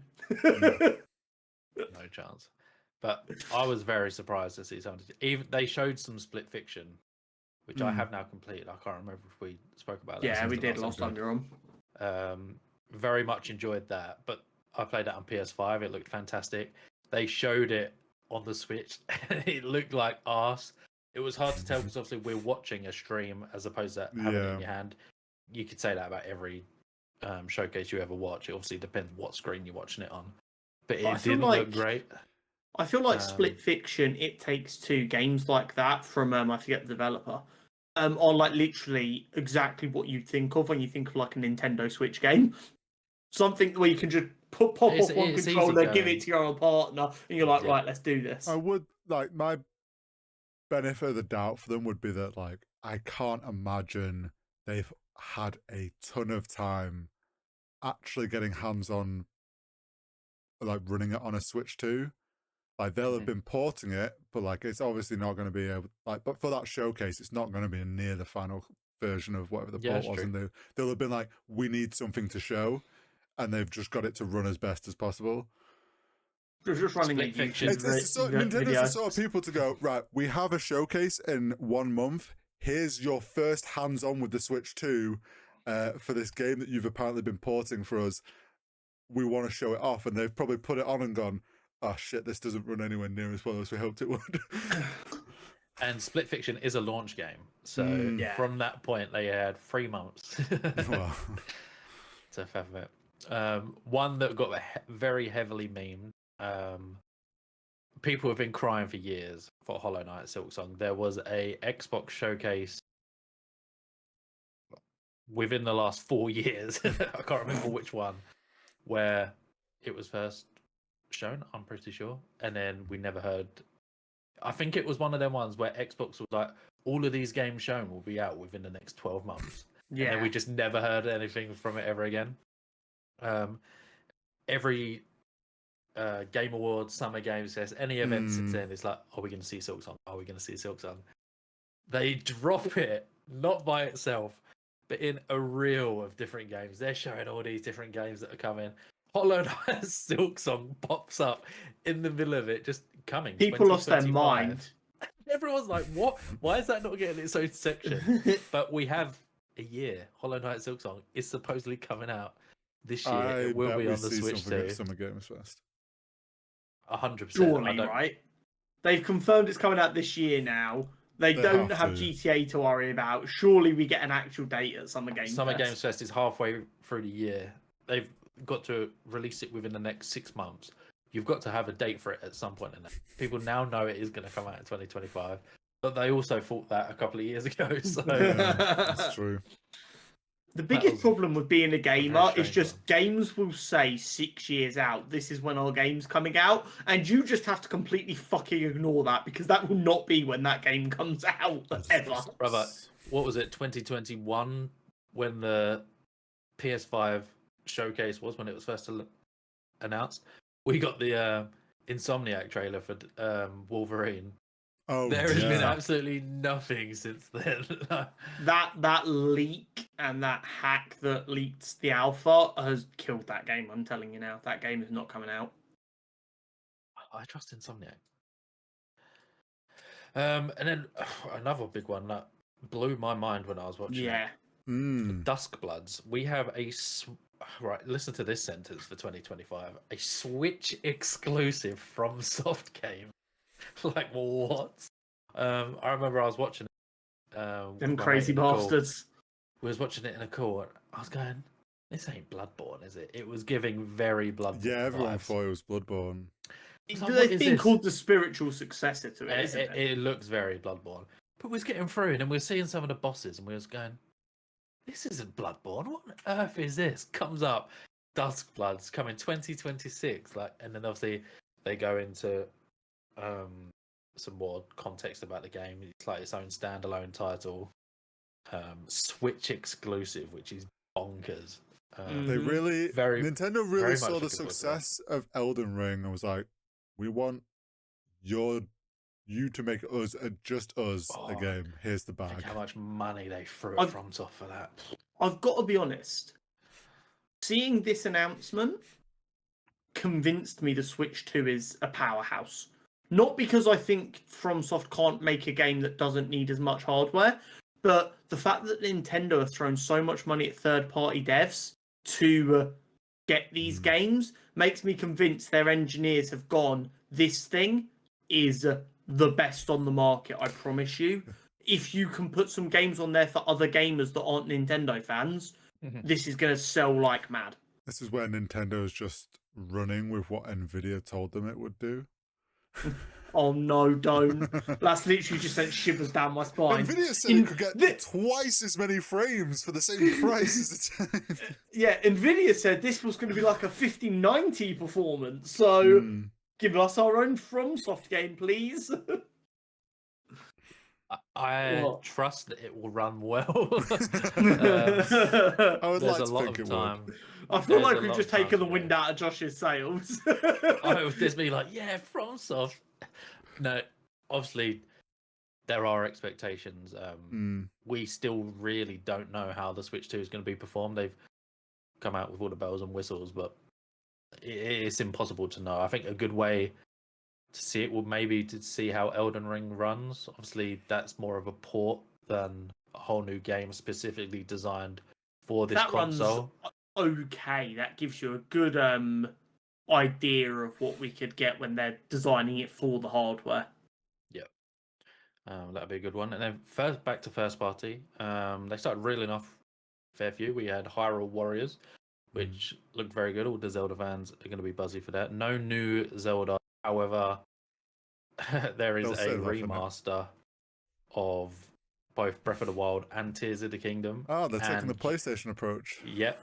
And it's similar. If you have the game already, you can pay just for an upgrade as opposed to having to buy the whole game again. Nice. And I believe people who haven't played them, you can buy them. They've done like a combined thing. You get Breath of the Wild and Tears of the Kingdom, which I can imagine a lot of people. That's gonna sell like mad. I really do think so. Obviously, people love Zelda. Being able to play that with enhanced graphics is an absolute no-brainer. Well, I'll be honest. If I do get a Switch 2, I will buy that because I haven't actually played them. So yeah, that would be the best way to play. Yeah, some of the highest rated games of all time to be made. Bit of a no-brainer. Kirby Air Riders, which is a new take on an old game, which I haven't actually played. A lot of reactions and stuff I saw, people were very hyped for that. I'm a Kirby fan, so I'll probably check that one out. And then the big one that they ended, Donkey Kong Bonanza. He's finally getting a game again. Donkey Kong is back. I genuinely thought he'd been shelved forever. I didn't think we were ever going to get a Donkey Kong title again. The teaser looks fun. It looks very good, and people that have played the game said it feels great. This is also, again, with Mario Kart and this, and then the GameCube stuff, I was like, I think I'm going to have to end up getting They're putting in a very strong case. Yeah. I've got to be honest, I never really had any Nintendo consoles growing up, so I didn't... The Switches and that, while they were interesting, there was never a genre of like Nintendo games that I was like, oh my god, I need to get it just for them. Now seeing some first-party games and wanting a handheld anyway, this makes it an option. Because I'm like, right, there are third-party games that I would play that can now run on it, and I will get access to Nintendo games properly for the first time. And it means what their plan of making it more enticing to people who won't just buy a console for Mario makes it a lot more enticing. If I see this on sale in a year's time for like 300 flat, I'd be like, oh, do I need to make that? Like a Black Friday next year, a year and a half after release Black Friday, see one on sale for £300, that's the kind of impulse purchase that could get me. There you go, Nintendo. You know how to get my money. Make it so. That's fair enough. So Donkey Kong Bonanza isn't on launch. It comes out That in makes like sense, middle of though. July. It's like a month after. Launch with Mario Kart, then Yeah, I think they're giving people time to play Mario and some of the third-party games that are coming out on launch. Yeah. Before they, because we didn't get. They went Donkey Kong. We didn't get a new Mario. A lot of people, after Gonna the save that. success of Odyssey, were like, "It's got to be time." And instead, we've got Donkey Kong. I which think they're people were cooking up equally as something buzzing with. nuts for the next Mario game. That is going to go I crazy. wouldn't be surprised because we're gonna get Donkey Kong. Then we know Pokemon's meant to be end Suppose it's like fall later, 2025, fall to end. So then you're gonna get Pokemon. Probably gonna end up kicking off 2026 with a Mario game or something. I think we'll get one next year. Yeah. I think the reason it's not ready for this is they saw the success of Odyssey where they tried some new things and they're like, fuck it, let's get a bit crazy. There you go. It's And I also think- they've yeah. gone all in on Mario Kart as their launch. So, Which makes sense when they've done so many big changes to it. Like well, yeah. And then Mario Kart doing is one for a a while. console seller. It just is. But I will be pre-ordering Donkey Kong. I believe it's like £58. It's under 60 to my Not best too knowledge, bad. so it's not one of the £70-£80 games, which isn't horrendous. Then we come Right. into specs, which obviously Mm. we've dabbled into slightly because the likes of Elden Ring Yeah. come in. So we have been promised 1080p, 120 FPS, HDR for select titles, and 4K support when docked. 4K and a Switch in the same sentence doesn't sound right at all. But those No. are some bold claims. My big problem with this is, once again, they are relying on the casual gamer, and I think Switch fans as a group fall most into that category of not understanding specs as much. They will not understand that this is all upscaled and none of this is close to native. I think the 1080p 120 could be native. I think that's with frame gen because Nvidia are doing the graphics. I think it'll be running like 60 to 90 native, and then it will use frame gen to get it up maybe, to 120. But Maybe the I'm being a 4K cynic though. The 4K, they didn't say FPS. I'm calling it out. It's going to end up being like 30 FPS at 4K. And it won't be native 4K. No, It'll be like 1080p upscale. That will probably look like garbage. I think the 4K is a bit of a stretch. The thing as well is like they didn't give out the specs of what the chip or anything is, so like people can't verify this stuff yet. Yeah. We wait and see. It's all a big case of wait and see, isn't it, really? Yeah. My biggest gripe, obviously, there was ums and ahs. Will it be OLED? Will it not? Going OLED model will come out in 18 months. We will get one in a couple of years. Yeah, I don't know if it'll be. About it. It won't be. It'll be a while. There was quite a gap between the Switch OLED and the original. From what I've heard from the hands-on event in New York or whatever, or LA or wherever, I think it was in New York. New York. The people that have had hands-on, even though it's not OLED, because it's this HDR screen, higher FPS, it does feel a lot better than the standard Switch ever did. I've heard this, and it doesn't feel like it's that much of a drop off from OLED. So, but then when you see the OLED version of the Switch 2 in 2 years' time, you'll be like, "Oh my god!" it'll be a step up OLED again. is still always going to be a step up, no matter how good your technology makes a regular screen look. So what sold me on that was because I remember when the OLED came out, and I was like, I don't need it. When I had both in hand, like the difference is like night and day. Is incredible. Tim Gettys from Kind of Funny is like the biggest stickler for anything screens. He always has the best of the best. He loves the Switch OLED. He went to the preview and he said it is like it far exceeds his expectations. He was gutted that it wasn't OLED, but he said like he has absolutely zero complaint with how the new screen looks. So that put my mind at rest, knowing that he's like such a stickler for like graphics and how things look. So yeah, it's another. I have to wait and see. Yeah. Microphone and webcam, which I won't be buying, but you can. Nintendo are selling their own. You can. So the Switch has a port.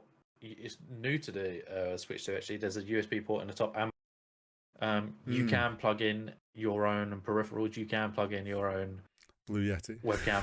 Yeah, like you don't need to buy the fancy ones, but the thing is, they say that, and then there'll be a select list of whatever third-party ones actually are compatible, sort of thing. It probably it'll be like only these ones.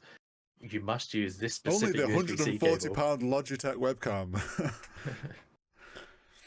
And then finally the Switch itself. We had the magnetic Joy-Cons, which obviously we already knew about. Yeah, should have been called the Switch Mag. It should have been. I still think that's a better name. Bigger buttons on the Joy-Cons themselves. I know that was a big complaint of the original. They were so small. They were made for children.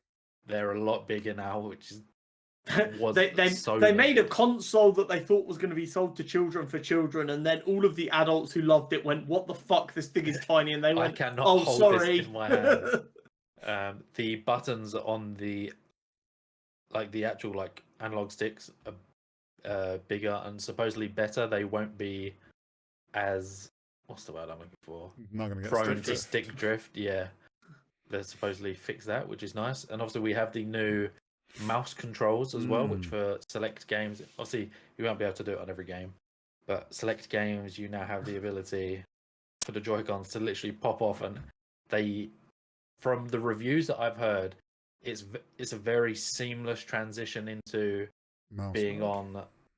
into mouse. It's very seamless. I also heard that it does even work on, say, if you're wearing jeans or something, like it'll work on your leg. If you don't need like a desk. No. So I think for the games that implement it in whatever, it's going to be like Mario Party is going to have some party game where you've got to do it that way for a certain thing. I think for stuff like that, I'll be fine. I don't think that many games are going to really make use of it. No. I know for Metroid, they've added the ability now you can play Metroid as a playthrough as essentially like a keyboard and mouse, but with just a mouse, which I think people will do, but it's a bit of a novelty. I want to see, because Xbox is still working on bringing all the old Call of Duties to Switch and stuff. I want to see a trick shot on Black Ops 2 with someone using I want to see it. I want to see it so badly. And that clip would go fucking viral on Twitter as well. So I want to see it now. We are going to see some trick shots, mate. Obviously, those who watched the showcase will know there's that Rocket League-esque game where you're in a wheelchair and you're using the mouses to turn, play basketball, which I think looks really cool. From some of the reviews, I know Kind of Funny said that you have to do it so much that your arms hurt really quick. The Wii Fit. Literally, their arms were burning after a while. But they said the mouse, etc., is very responsive. I love games that are designed to show off a new bit of technology. That game has been solely designed for the mouse thing, and they're like, fuck it, let's see if we can make it fun still. I saw about the magnetic Joy-Cons that they are they do not shift. The magnets are strong, and there's a button you push to press them away. Obviously, the question is still going to be there of the little connection tab that's in the middle. Is that strong enough? Or after 6 months of you taking them on and off, is it going to start? How many cycles has it got before it stops working? We're only going to find out as people get them and using them. So that's always my concern with pogo pins. They work great until they don't, and once they don't, they will never again. Yeah, and it's not that's the cycle testing will be interesting. Replace. And it'll probably only be Nintendo that's qualified to do it, and if they even agree to do it, it'll probably be expensive. But hopefully they've been properly durability tested and they should last. Fingers crossed. I mean, that is our summary for the Switch showcase. We have only got less than a month now till the Switch. We will be able to discuss it on the next episode. I'll give my review. We can just give general reviews because I would have probably only played Mario. Something I've just remembered, they announced they're bringing the game sharing as well, aren't they? The digital game sharing. Family share type thing. It's very confusing how it works. My understanding is if you're in the room with someone or on the same Wi-Fi. You can share it with up to 4 people. Switch 1 or Switch 2? I remember there's a lot of asterisks is on it. On like, you might have to be part of the same family plan, or And only you if the have to have Switch CEO has met your Online. dog. There are a few things we haven't covered. Like, Pro Controller has paddles built into it, which is sick. I will be grabbing one of those. The game cards themselves are different. They're a lot faster. They're now red instead of black, which, ooh, that's such a big Everyone thing. knows red adds 5 speed. 100%.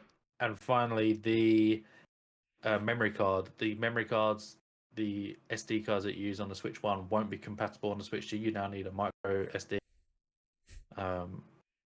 So anyone who wants to transfer over their data, you'll have to do it how you do from the Switch 1 to the OLED, where you do some sort of online madness. But we'll probably all be starting fresh by the sounds of it. Yeah. Nothing like new hardware just making it impossible to just upgrade seamlessly. Oh, I'll probably just start fresh. I can't be asked to transfer all my games over. I probably won't be doing. I won't need to transfer over Mario Kart 8 Deluxe because we'll have play the new one. So. We'll have a newer, better one. Exactly, 100%. And then GTA 6. Yeah, man. I'm not at happy. the time of recording this podcast last week, Rockstar confirmed that GTA would be pushed back until May 2026. We didn't have a. Was it the 16th of May? Like they gave an actual date, didn't 26th. 26th. So we didn't have. We've gone from not having a date, just late 2025 supposedly, to now having an actual specific date. I'm confident they won't delay it again. Yeah, so am I. The fact that they've given such a specific date and not just early to mid 2025, the fact that they've gone, you'll be getting it, you'll be able to play it on this specific day, I don't think they push it back any further than that. Personally. Yeah, I mean, I'm fuming because my fantasy.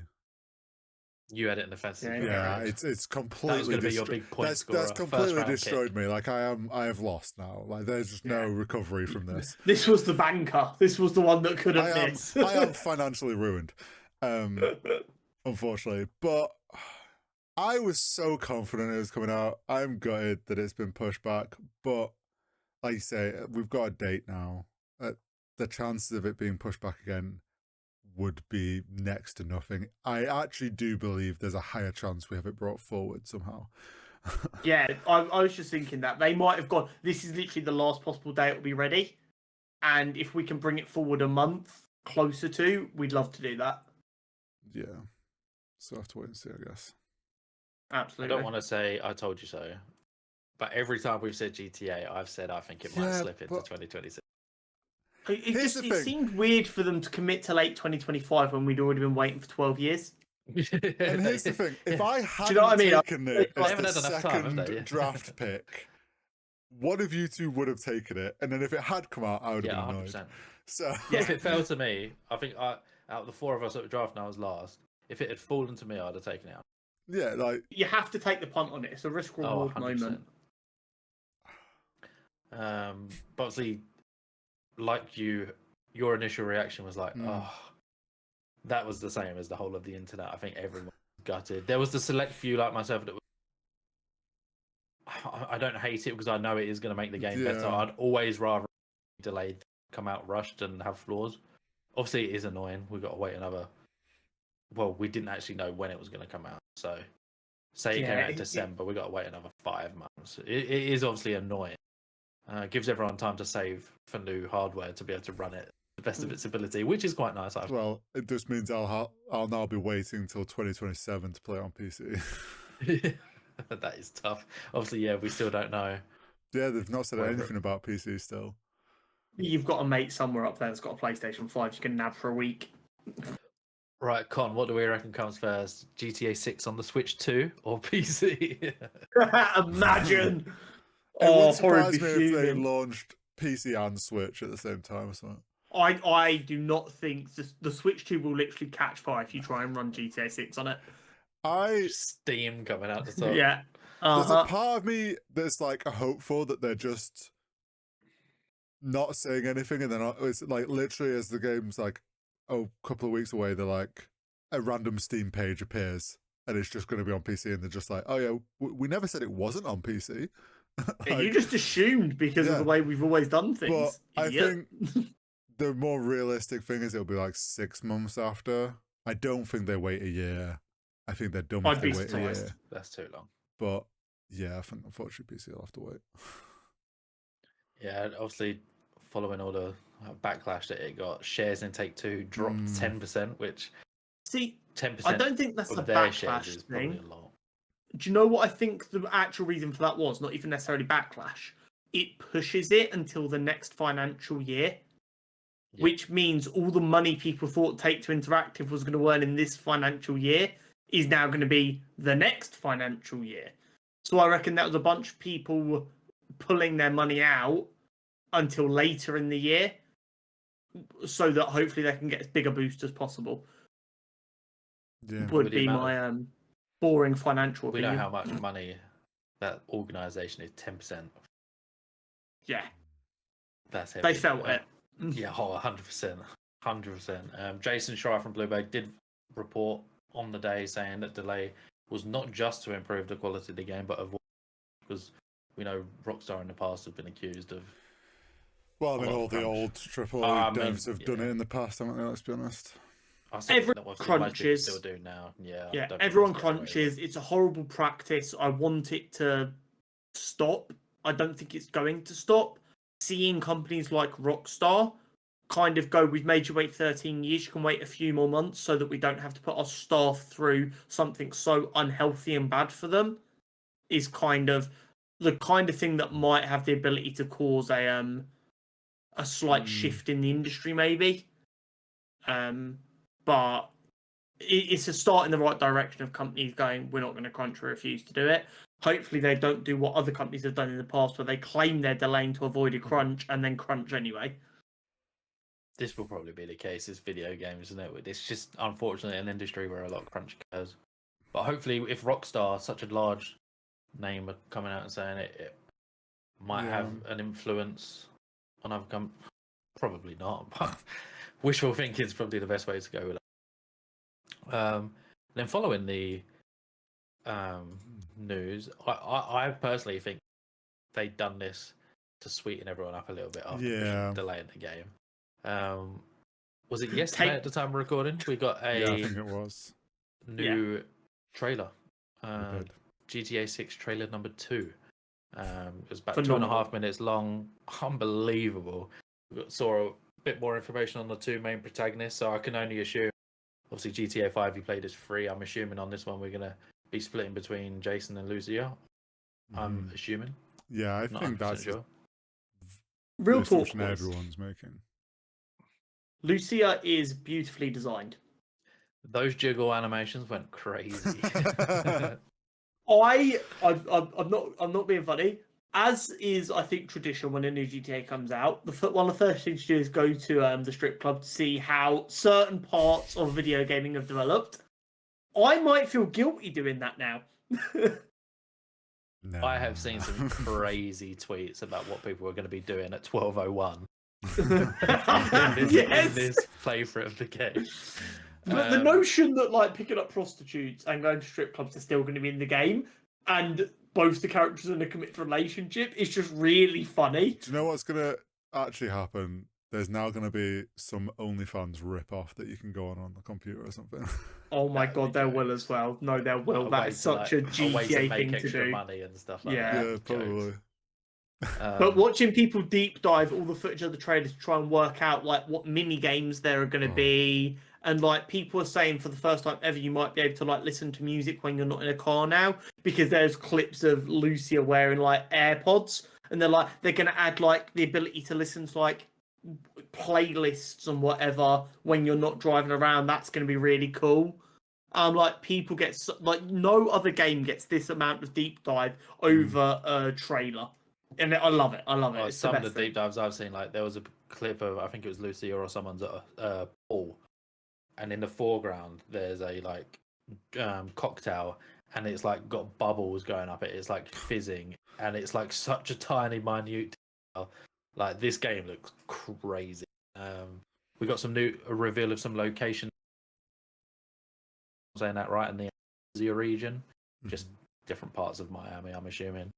No actual gameplay footage. Again, it is cinematic, so it might look like this game is going to look phenomenal. Like, let's be fair. They did confirm later it was all in the game engine. Oh, it was all on PlayStation. Yeah. I'm pretty sure. Yeah. Yeah. So like, it's not necessarily what the gameplay will look like, but it is still run on the engine. It's not run separately to make the cutscenes look a particular way or anything.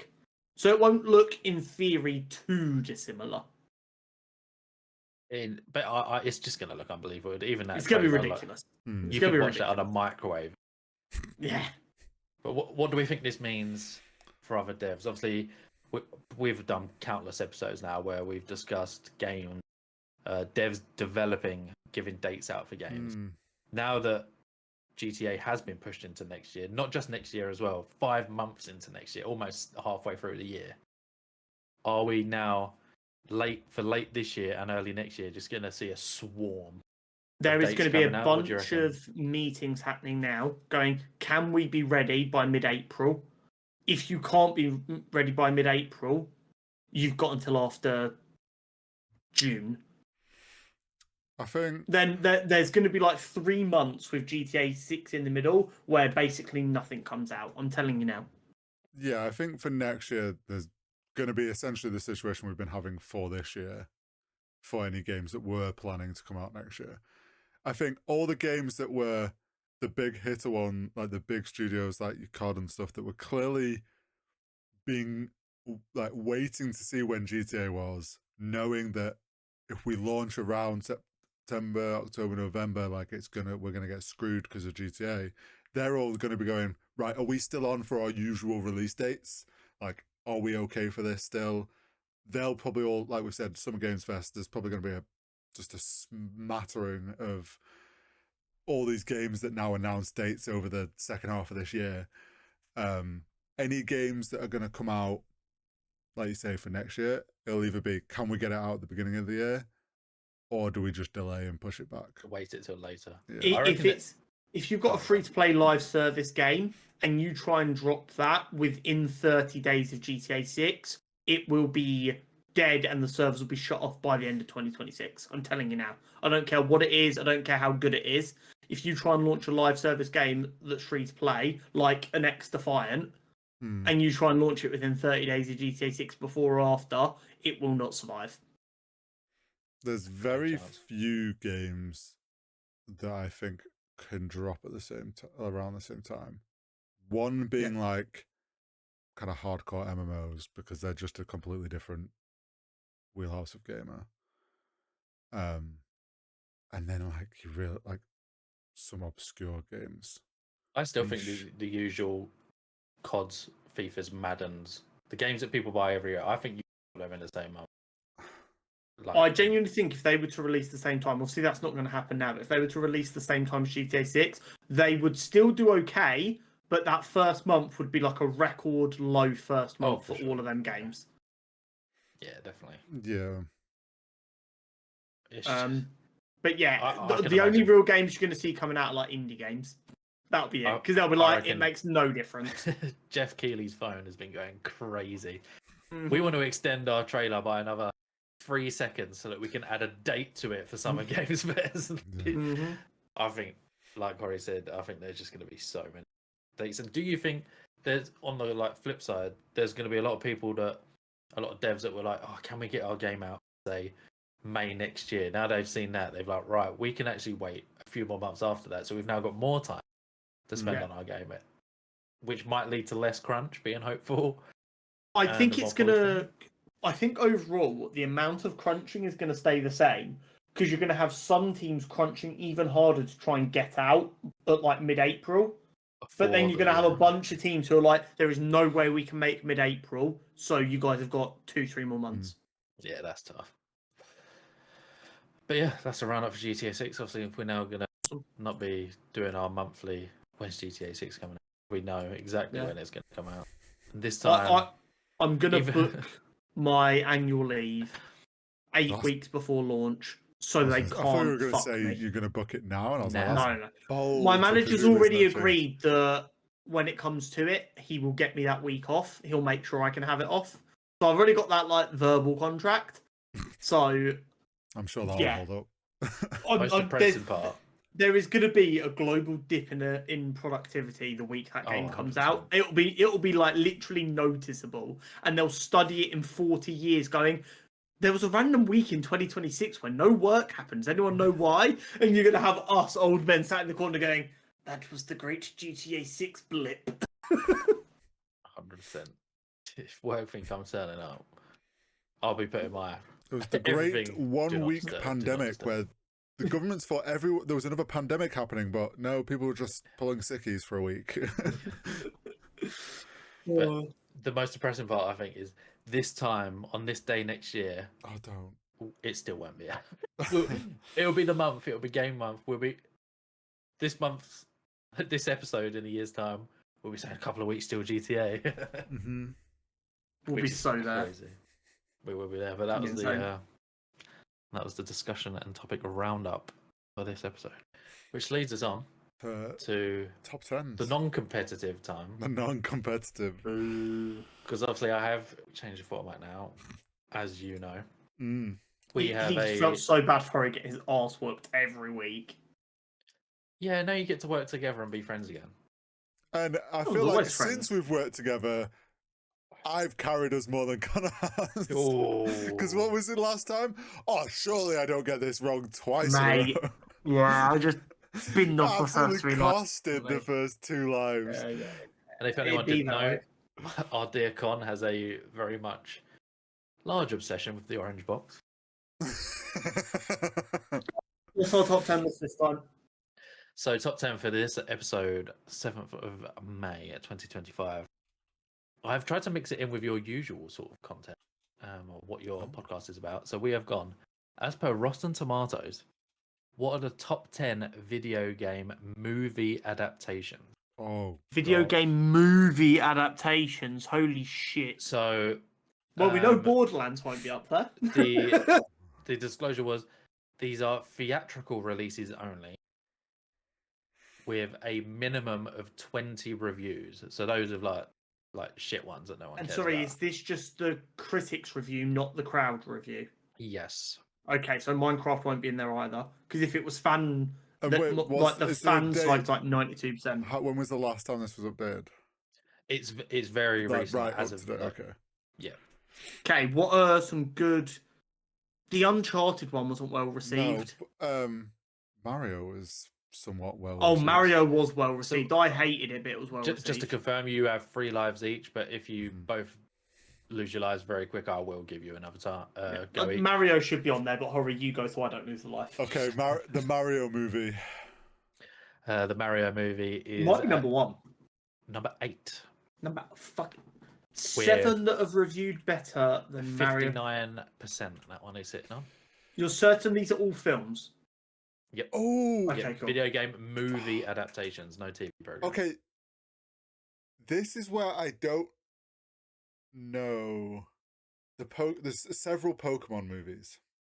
I like Detective There are. Pikachu. There's There are the quite a Detective lot of Pikachu, Pokemon but there's movies. also like the OG Pokemon movie that everyone fucking loves. I rewatched that last month. What was the title? I used to have it on video tape.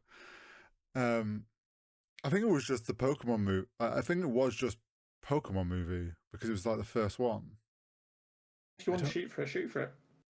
That's your go. I've went first. Yeah, we're alternating. Mate. I'm It's your about to time get lock in an baited answer. into losing No, a life. don't necessarily have to do Pokemon now. I'm just Oh, suggesting things. We're running through ideas of guesses. Okay, so I will this is put the my critics disclosure out one. now. There's I no could have orange probably box. got there is no orange box. I could probably have got, if this was me, I'd have probably got 8 out of 10. Oh, Okay. One of them might have got, probably not. One of them I wouldn't have got. See, I'm just trying to think. There's been loads of Resident Evil movies, but they're all shit. Remember, trying this to- is critics, not fan voted. Yeah, exactly. If it was fan voted, I think I'd have a bit more confidence. If it was fan voted, Mario Bros wouldn't be on 59%. It would definitely be higher, I think. I really like the Mario movie. It's absolute dog shit. I'll punch you in the face. overall, I didn't mind it. It was just Chris Pratt. It's not a good film. Oh yeah, but that's Chris Pratt. It's just exclude Chris Pratt. Okay, let me see. What other I'm- films have we got? so Oh, did the this- Assassin's Creed film do okay with critics? I don't think it did. I didn't even remember. I forgot they made one. Oh, fuck it, I'm gonna take a punt here. Assassin's Creed film. The Assassin's Creed movie, which I saw at the cinema, and it was terrible, and rightly so, doesn't make the list. So I knew fan. I knew fans didn't like it. I wasn't sure if It was did. so shit. I wasn't so sure if bad. critics were okay with it. Oh, the Sonic movies. Oh, fucking of course. All three Now, of them should be on I was there. going to say how many. We'll start with Sonic 1. I would start with Sonic 2. Start with Sonic 1 is at number 7 with 64%. The other two will be on there because they both got better reviews, I think. Sonic 2. Sonic 2 is number 4 with 69%. There you go, Hurry. Finish us off. Get us another one. Are you going higher or lower? I don't need to say. Higher. It's higher. I'm pretty sure. Sonic the Third. Sonic 3 is number 2 with 85%. Unprecedented There's for one a trilogy to keep going up. Yeah. So there is one video game based film that was better received than Sonic 3. We've got to be being dumbasses at this point if we're missing it. It's got to be obvious. Is it an old film? Number one I'm talking about. Yeah, I know. I'm going to have to double check. Please So, confirm while I do my report. I'm trying to remember Because how it's got to be a big one. 2021. 2021. Oh. We would have discussed this on the podcast. That's what I'm trying to remember what's come out. 2021.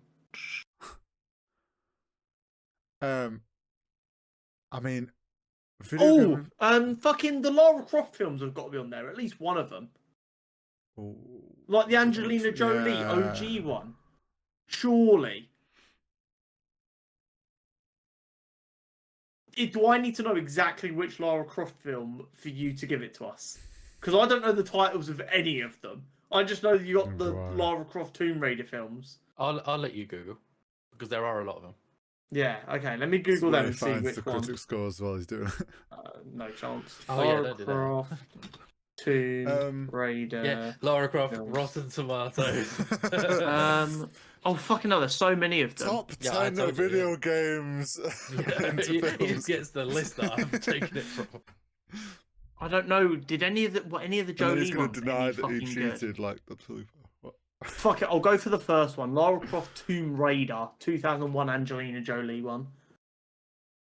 And you have lost another life. Fuck! Sorry, It's you went another wrong by life. I thought carrying you've this only lost mode. one here.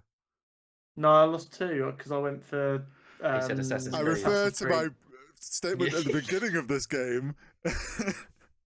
Sorry with the carry. Oh, fuck. I don't know how well... 2021 video game based. If I swear to God, if they're classing like Spider-Man because there's a Spider-Man game, I'm gonna punch my monitor.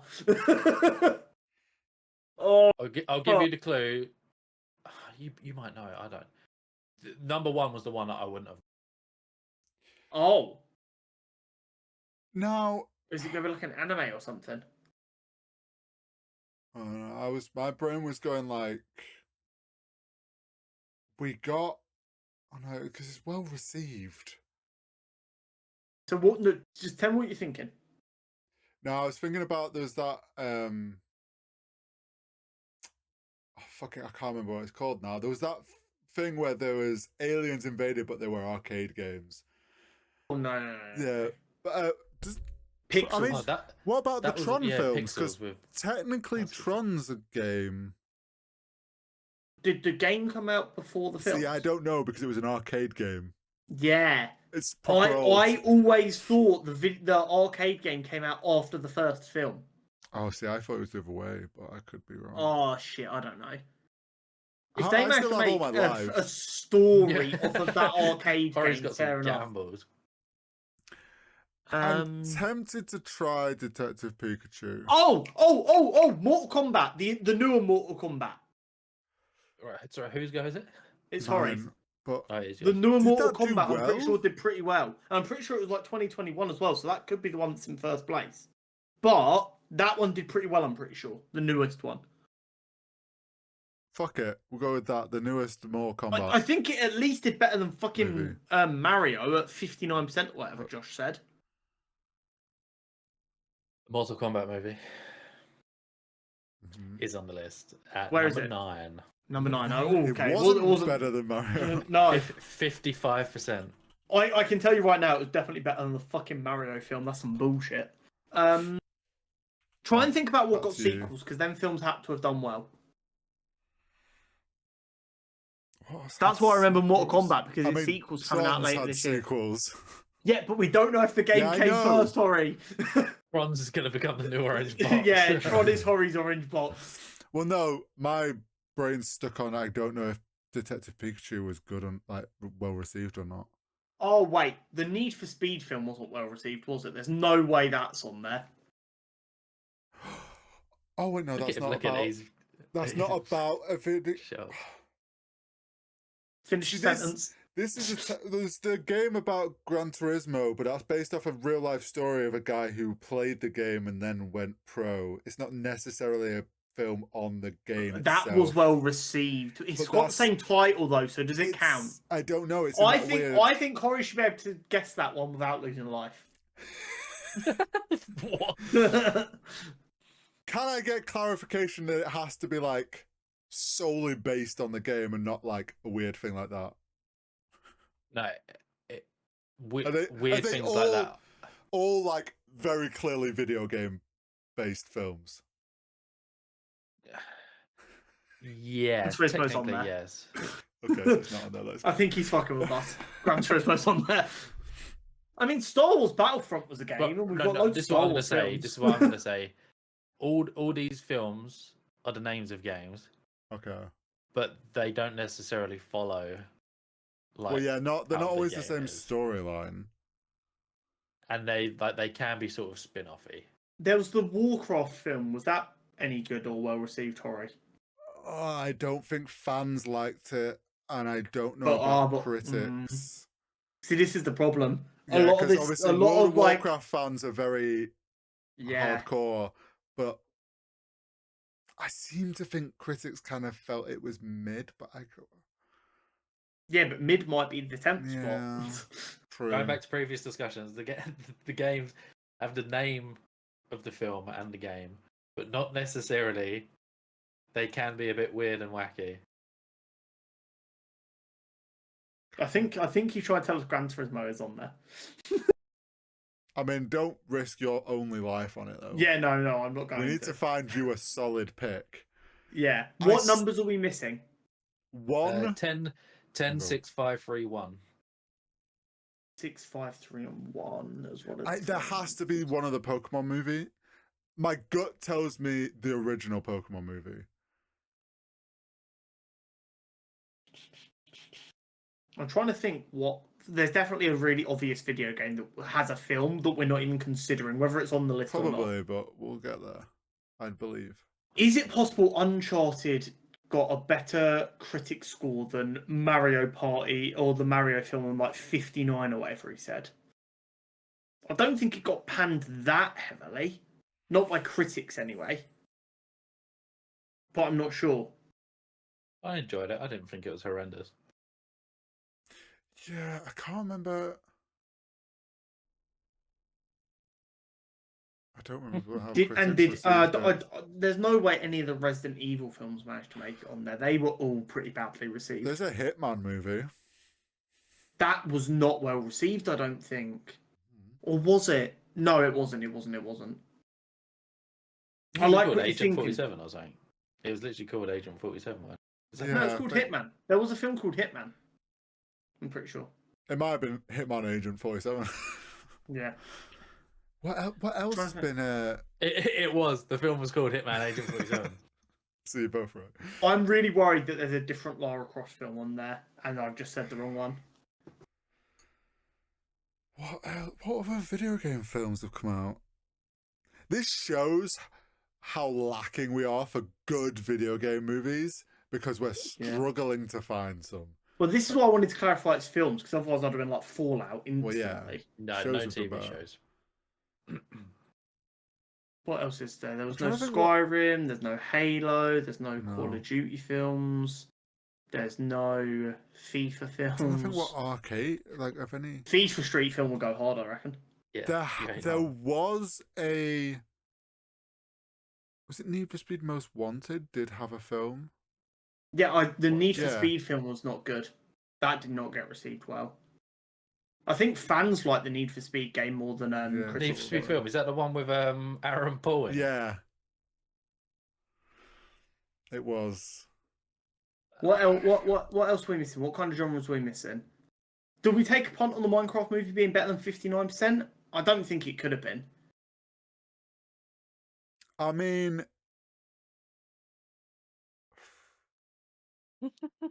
it's whether you want to Honestly, risk your last life on the Minecraft movie. I really don't, but fuck it. The Minecraft movie, I want to say it's like 60%. Is it like 42% and not on there? It's not on there. I don't even know what percentage it is, to be honest, mate. Right. I will give you a bonus life though, because Hori, or I'll let Hori transfer you one of his lives. So we'd have one life left each. I don't know. if I No, wanna Hori's do still that. got all his lives. Oh, sorry, so okay. Well, give me Hori's one still then. got You can 3 have 2 lives. left still. Okay, you can have a lot. Okay, what was the one we said a minute ago that you were going to take a punt on? Oh, the Gran Turismo one. Yeah, I think you take a punt on that. I Fuck think it. he was trying to tell us it's Fuck on it, there. Gran Turismo. Gran Turismo is at number 6 with 65%. Okay, It cool. was like, I still need to watch that because it was really Okay, well so if done. I know films which like one you that are mean. on there, I know it's what going to you get a bit weird. But obviously, 'cause Yeah, it was this is what I was based trying on to a say, true like- story, it was weird. Yeah, but it's Yeah. like it's It's still vi- like it's it's video about the game game. linked. it's like I don't know. I couldn't work Yeah, out how to say it. And Sorry, what was the percentage for Gran Turismo at number 6? I need to know what kind of. 65, so. Do I think Uncharted got. I remember you still got number 10 available as well. Yeah. We've Yeah, got I don't 10, want to shoot for 5, number 10 with only 3 one and life. 1. Number 1 is one that Josh wouldn't have got. Oh, it's not on there, is it? Could it be the Angry Birds movie? They made an Angry Birds movie? Yeah, I I think, think they made multiple. I feel like the first one did okay. No, but did it do okay with critics? It might have made money from kids and middle-aged mums, but did critics like it? I can't see a world they did.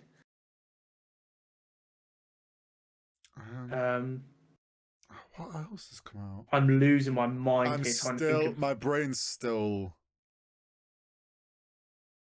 I mean, I know what I'm gonna do. I'll take a punt on the Pokemon movie when it's my go again. Because I've got. I think lives. Detective Pikachu could be on there. It's that or the OG. It's They could both be just- on there. They could both be on there. At no point has he said there aren't any films from the same franchise. True, we 'cause had it's Sonic. all 3 Sonic films, so a third of this top 10 was claimed by Sonic. Scott, I've just had a look for you. The Rotten Tomatoes critic score for Minecraft is 47. Oof. So it can't have been far off 10th Hmm. then. It might have been like 11th or 12th. What other? Could it be? What else could it be? Well, there's definitely a big franchise we've not even said yet. Yeah, because there's only 2 of these that Josh reckons you wouldn't have got. So there's 2 that we're missing that should be guessable here. I think Gran Turismo is the one he wouldn't have got. I don't know. Listen, There's not. Wait, there was the film about the origin of Tetris. but that was an When it- Apple TV film. Oh, was still. Oh, not It has to be a theatrical. theatrical release. Yeah. That was a good Oh, is film. that- The one with Taron Egerton. Yeah, where he's I keep selling on the meaning to watch rights. it, but then I'd have to get Apple TV. So. I mean, it's I've a really watched good pretty film. much all of it on TikTok, I think. Yeah. Oh, I didn't realize it was Apple TV. Okay, that. I'm pretty sure it was. I don't think Yeah, it got It theatrical was. It release. was. It was. You mean the war- D&D. The D&D film. Oh, Surely that's on there. Oh! yeah. Honor Among D&D, Honor Among Yeah. Thieves. Yeah. Go for it. Right, whose go is it? It's Colin. Mine. You've lost another life. What? No. I'm Wait. calling bullshit. Actually, was the challenge top 10 video game films? No, he just said games. Video game adaptations. Yeah. I don't think you said Movie video games. adaptations. I think you just said game I think adaptations. he did. I do think he did. I think we Yeah, just forgot. because this is 91%. Yeah, it's because it's tabletop. Bullshit. RPG. Okay. That's some bullshit. I'm going to take a punt here. Okay. OG Pokemon movie. Ori has lost his first life. Fuck. Well, technically his second. Yeah. It's So that just means you I now, have buddy. one left. I think Detective Pikachu might be on there. I think the 2018 Lara Croft Tomb Raider film might be on there. Other than that, I have no ideas. I have no idea what the number one spot is. You can both discuss. Hori can lock in answers. Yeah. You've got one life left. One life. It's, And you need are to we get 3 in a confident row. enough for Detective Pikachu as a worry? You need number 10, number 5, and number 1. Detective No, Pikachu and number reviewed 3, pretty sorry. well. It definitely reviewed above like a 50%, which should get it in. Yeah. Is what I'm thinking.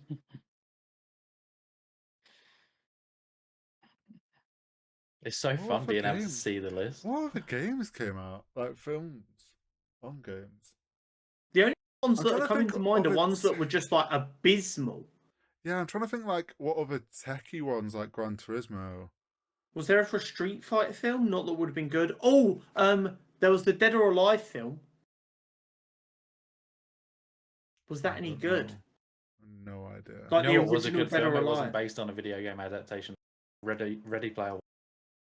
Yeah, it's based on a book. Yeah. I think Dead or Alive could be on there, but I think there's been like 2 or 3 of them, and I don't know which one. What else has come out? Can't think of anything that would be 2021 unless it's like loose as fuck. Wreck-It Ralph, does that count? I thought that wasn't an actual video game though. I don't know. That's my I problem. thought the whole thing is that it's basically a And meme you on- do also have the Tron punt still, if you just want to punt one. True, there is the Tron punt. But again, which Tron film? I'd go with the Original. With Kurt Russell or whatever. Yeah, I probably would go with the original. But fuck it, we'll go Detective Pikachu. Detective Pikachu is number 5 with Boom. 68%. Fucking called The it. fact So you're that now- the OG isn't higher than that is appalling. Don't. When it wasn't on there, I lost my mind. Okay, so we've got 10, 3, and 1 to 10, get. 3, and Genuine 1. question. Do you guys know if the original got a theatrical release or if it was just a TV movie for Oh, kids? that's a good point, yeah. actually. I only ever had it on VHS. so- VHS, same, yeah. Yeah, so that might have been like a straight to video I type might beat. still have that somewhere. Not that I have Mate, a you can VHS still- sorry. player. But if you want a PC, you can sell that for P's now. Pokemon the first movie, Ross.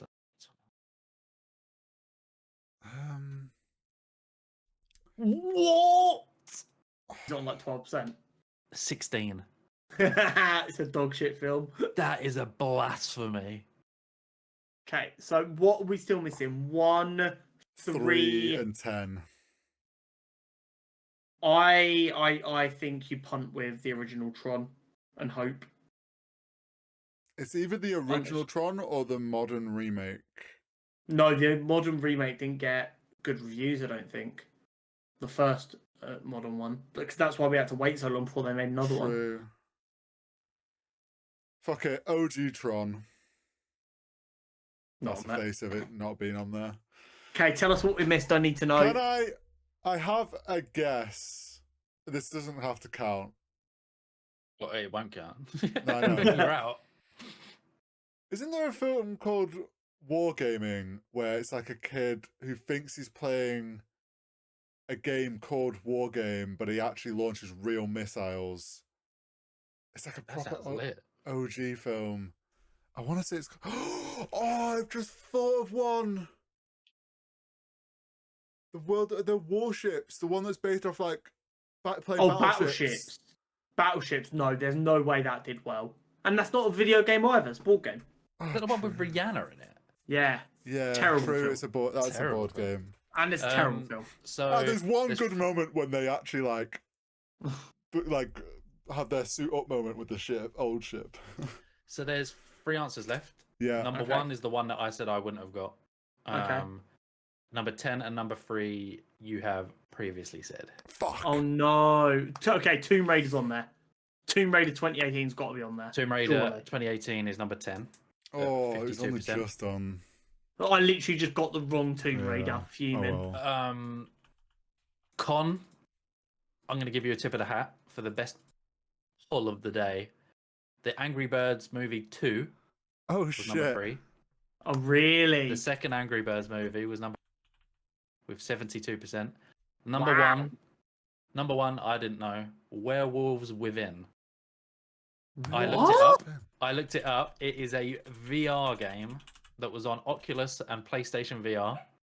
It got an 86% and sits at number 1.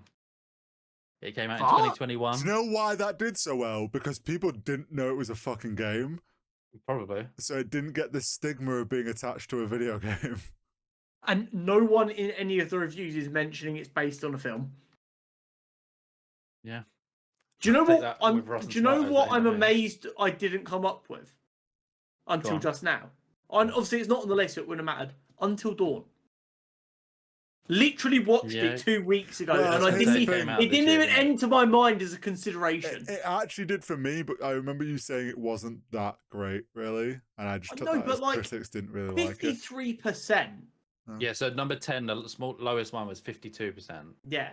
So Until Dawn should have been acceptable. So it's probably not been That updated. that list hasn't been updated for Until Dawn because it's so new. Valid. But I didn't was, come up with it anyway. I was genuinely surprised the first Pokemon wasn't in there. Yeah. I was surprised that Uncharted wasn't on. Yeah, I didn't think that did well with reviewers, but And apart from that, like the ones I said I wouldn't have got Werewolves Within, and I wouldn't have got. That was a great shout from. Obviously, like you just said, Angry Birds movie. I would have given it to you if you had locked that, because obviously 2. Like, who would know that there was more than one? Yeah. I knew the Angry Birds movie had happened. I didn't think it had done that well, so I didn't think it had done well enough to get a second. So I would never have guessed Angry Birds movie 2. Clearly, that was like an okay film. I know there's an Angry Birds like kids cartoon because my nephews watched it. Like, but I didn't realize there was a movie. I thought it was one of those Yeah. things where they just 2 turned it movies, into, like, mate. 2 those of little them. like short little animated shows or whatever. Oh, well, there we go. We were shit again. One Well, day you'll speak for do the yourself. list without losing I your life. say more that I don't follow through with that would be right than E- ones I every week. actually say that are Every right. week you both. I of you rattle off mention so ones. many. You're like, yeah, this could be on there, and then you don't say it, and it ends up in. The one that's tilted me the most is knowing Tomb Raider would be on there and not getting the Not- right film. Yeah. That's for the OG. tilted me. To be fair, I would have probably locked in the OG. It's like a Yeah. terrible film, but it had Angelina Jolie. But also, I'm thinking like they decided to try and make more films from it, so It the must first have been one okay. must have done okay. Yeah. Right, let's get into some nerdy news, ladies and gentlemen. Josh Mm. Josh is joining us the first time for nerdy news. Let's see if he fucks it up. Marvel Rivals has announced a new competition called Ignite. It will have a $3 million prize pool and will include 5 major regions. I assume the 2 regions we're not including are Antarctica and the other one. Yeah. the other region. It's kind of cool, but it sounds of it, I'm not quite sure how the prize pool is working, because the stuff I said the final will have a prize pool of $1 million.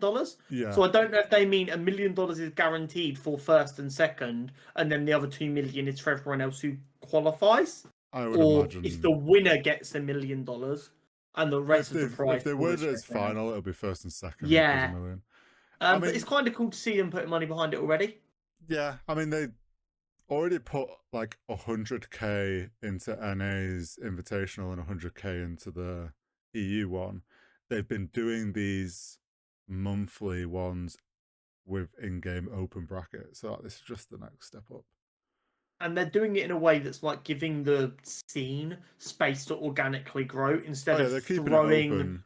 Yeah, and they're not throwing such an insane amount of money at it that people are trying really hard early, and then it's gonna. If the money ever dips, people are gonna leave. They're putting enough money so it's worth people's time without just making it $30 million because we're Marvel and have loads of money, and then if that money ever disappears, people will disappear with it, type thing.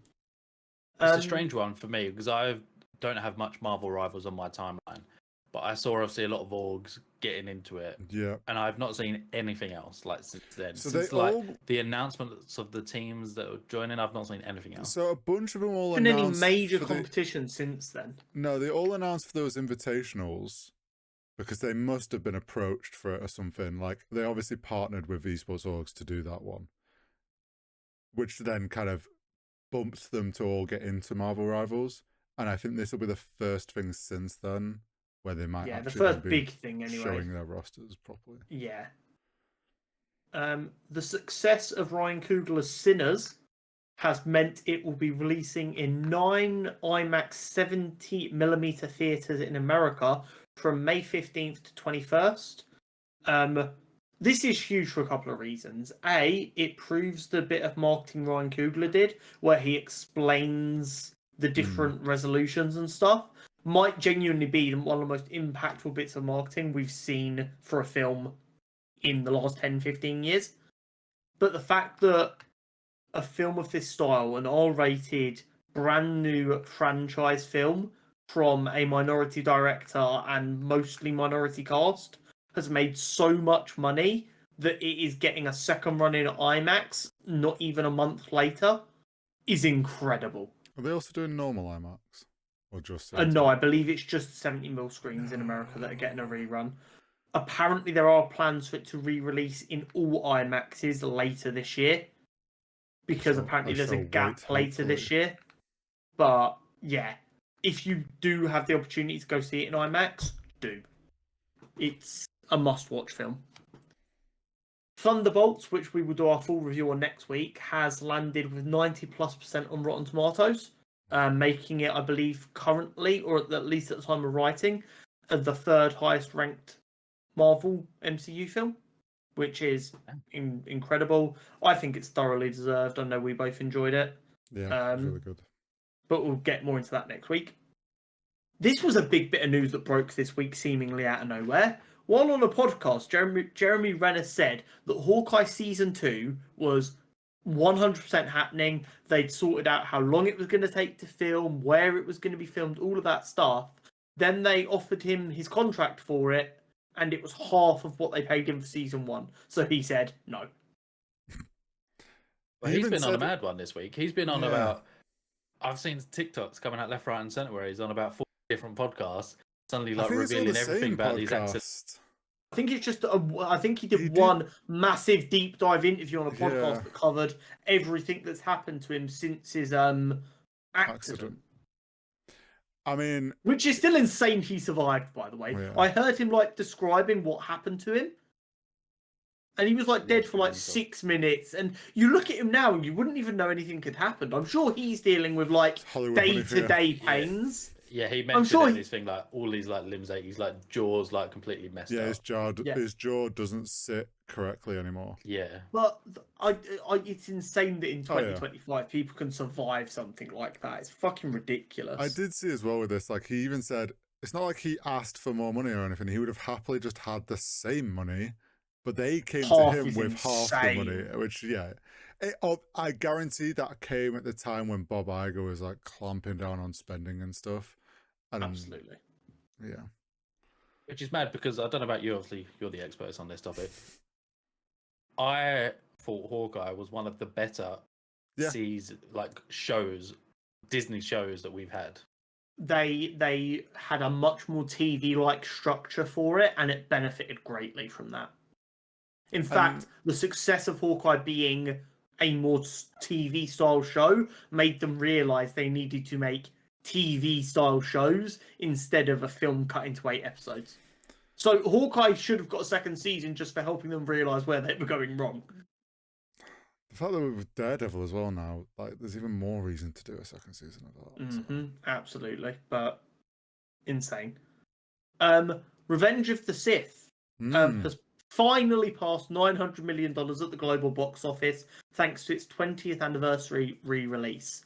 I almost booked tickets to go see this now that I've got my unlimited card, but I couldn't find a time that worked on like the 3 days it was in the cinema for, which made me quite sad because I've never seen this film in the cinema. I've only ever seen it on like a TV, so that would have been kind of fire to go experience. Pretty lit. I bet my uncle went to see it. Probably. I wish I could have made it work. Rian Johnson has said he wants Knives Out in as many theatres as possible. This is despite the Netflix CEO claiming he thinks cinemas are old news in recent interviews. This is all according to Business Insider. The Knives Out films are great. I love them. I'll never stop being a lover of them. This argument has never been so public and so large, though, with the creator of the films going, these films deserve to be in theatrical releases. Daniel Craig, who is a consummate professional, being caught in public telling the CEO of Netflix to go fuck himself because of their decision to not give it a cinematic release. And while this drama's kicking off, you've got the CEO just going, yeah, cinemas are dumb. And let me just say, a CEO has never been in more personal danger with me than when the Netflix CEO claims that cinemas are pointless. Someone let Luigi know we have another name for this list. Your mission, should you choose to accept it. Honestly, I don't know how he's still fucking CEO of Netflix. Like, I've never been so angry of a particular company having the rights to a franchise before. Because Netflix have enough money that they can defend from any other company trying to like buy the rights to it. Yeah. It screams of after this one, Knives Out will never get another film because Rian Johnson doesn't want to have to deal with Netflix anymore. Probably, unfortunately. Or if it does get another one, it won't be with Rian Johnson, which will mean, is it going to be any good? Post the launch of Thunderbolts, we got a couple of photos of the cast of Avengers Doomsday hanging out after days of filming. A couple of them going to like some really cool looking theatre that's built on like the campus they're living in to watch Thunderbolts. I have never been so jealous of a bunch of people at work before. It looks like, you know, like you do like them like school trips in like half term, whatever, when you were a kid, and you go and you do like a bunch of like excursions. This weekend or whatever. Yeah. It's giving that kind of vibe. Like, I would never ever want to do something like that with the people I work with. But I feel like that one is the exception. It's like, what, you want me to play dress up and be superheroes during the day, and then we can all just chill and watch films at night? Like, fuck yeah. If you pay me that much money, I'd do it with all my employees, all my colleagues. Just the idea that they'd done filming, they're like, right, cut now, everybody into the theatre, we've got Thunderbolts to watch because it's just come out, and this is all part of your job now because you've got to be up to date on what's going on. Could you also imagine not only sitting there with the people who've just worked really hard on that film and it also being a great film, but can you imagine the discussion afterwards when we leave the cinema and discuss a film? We're like, oh, that one shot was so sick. These guys are all like, they love film, they work hard on film. That must have been some like real diagnosis of a film, the likes of which has never happened to a Marvel film. They probably discussed more so how everyone's performances were and stuff, and yeah, like Lewis Pullman, who's there working with RDJ for the first time, he sits down to watch that and he's like, you cooked, by the way. Phenomenal. But apparently Lewis Pullman hasn't even read the full Doomsday script yet. Oh. It's fucking ridiculous. Jeez. The whiplash actors must get when they're doing their first Marvel film and they get given 1 page a day for what they're filming that day must be insane. And half it's redacted. They only see their one line and they don't know when they're supposed to say it. They just got to chip in whenever they fancy. Yeah. According to The Hollywood Reporter, Ryan Reynolds is writing a Deadpool X-Men team-up film where Deadpool would be a supporting character alongside 3 or 4 X-Men characters. He's not given this like brief over 21 at Marvel. He's not shown it off or presented it yet, but apparently he's working on this. He said he doesn't want to do any more Deadpool films, but he wants to be Deadpool in a side character role. So maybe this is him trying to pave the way for that. Probably. He's probably already texted Kevin and said, I'm writing an X-Men script. And Kevin's like, all right, go for it. And it's also very Ryan Reynolds to make this news leak to the press. Oh, yeah. To get a bit of weight on his side before he does anything. Of course not. Now, this is a big one that we're going to probably talk about a few more times. It needs to be mentioned, but I fucking hate it. Donald Trump is reportedly considering tariffs on films produced outside of America and then imported in. Although no decision has been made yet, the White House was very quick to stress, and it's unclear how this would even work. There is concern in Hollywood due to Marvel and DCU committing to filming a lot of their upcoming films outside the US and in the UK. I mean, currently you've got Doomsday being filmed here, Superman was filmed here, Supergirl is currently being filmed here. A lot of Star Wars stuff's filmed over here as well. Yeah, it's a big concern.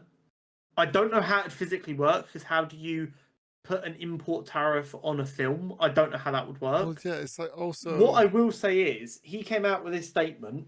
The White House, like an hour later, was like, nothing's been decided yet, which is very weird for them.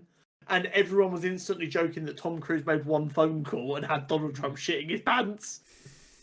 I love the idea of Tom Cruise getting wind of this, jumping in a helicopter by himself and flying it because he's that fucking dude, walking into the Oval Office like, the fuck do you mean you're going to put a tariff on my film?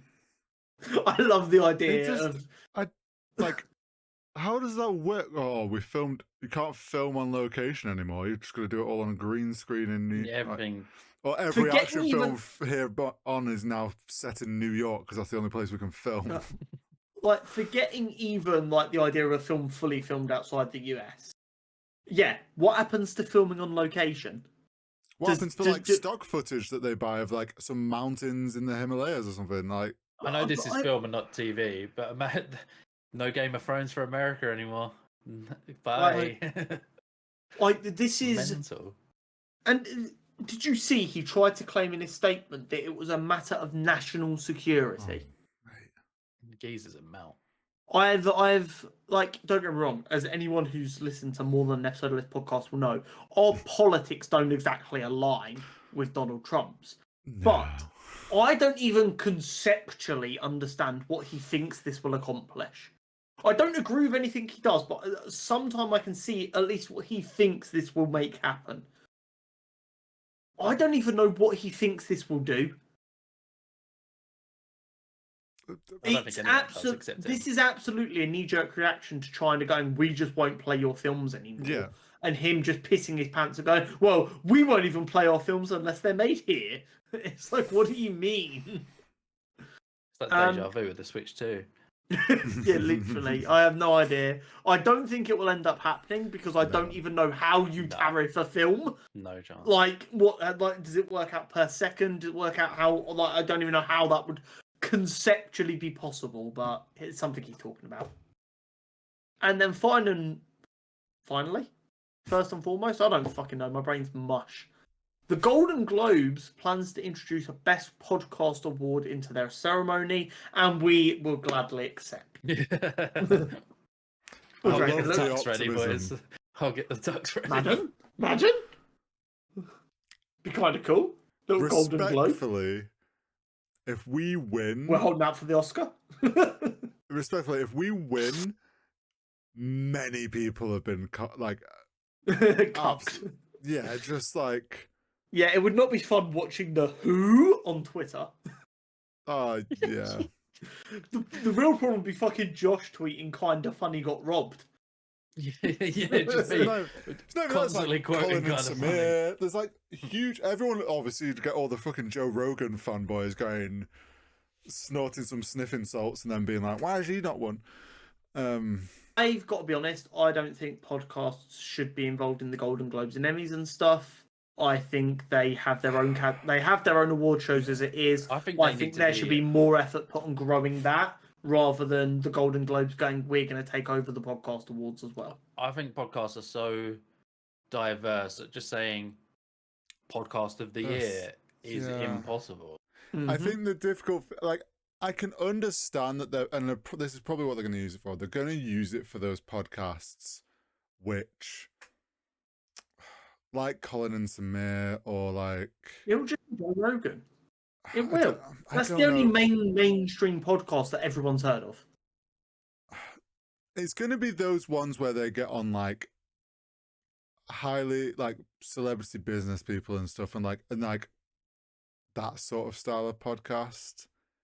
It's not going to be oh, what's the drama in this industry, or what's this that. Like The Oscars started giving out an award for like best stream of the year, and the nominations are like Kai Cenat's 24-Hour Elden. You're just like, the fuck are you talking about best stream of the year? Like, you have no place doing that. The Golden Globes getting involved in the podcast space is fucking weird. Hot Tub stream on the 1st Do you know what I mean? April. Do you know what I mean? It'd be weird as fuck, and it's just like them awards matter, but they already have their place for it. Like Cutie Cinderella does her streamer awards, which is perfect. You already have a multitude of different podcast focused awards where they give out like best comedy podcast, best news podcast, shit like that.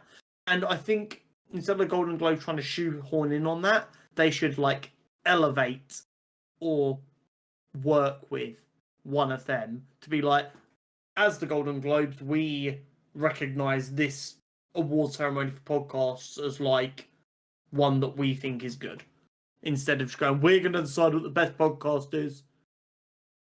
Seems crazy to me. Agree. But everyone's just dumbfounded. I concur, yeah. Oh, if they want to give me a Golden Globe, I'll take it, but that's just because I like shiny things. You have to make some space on your shelf, mate. Yeah, man. Crash would have to go. Oh, who says Oh. Con gets it at his place? I'll change the passwords and you won't know how to get back in, mate. Good luck having another episode go up there. no more edits. How did your podcast end? Well, we won an imaginary Golden Globe and we couldn't decide who gets I it. couldn't decide where. And it all just went wrong from We'll there. just go on what's that YouTube channel where it cuts everything in half? I don't know. That That is such a boomer YouTube channel. No, because I remember seeing on recommended it was like, I cut a diamond play button in half. I know the one you're on about. I don't know what it's called. Yeah, see, just Like the inside of a golf ball. But that is all for us this week. Thank you so much for hanging out. Thank you to Josh for coming on and sharing the gaming good news with us. And we'll see you all next time. See you next time. See you later.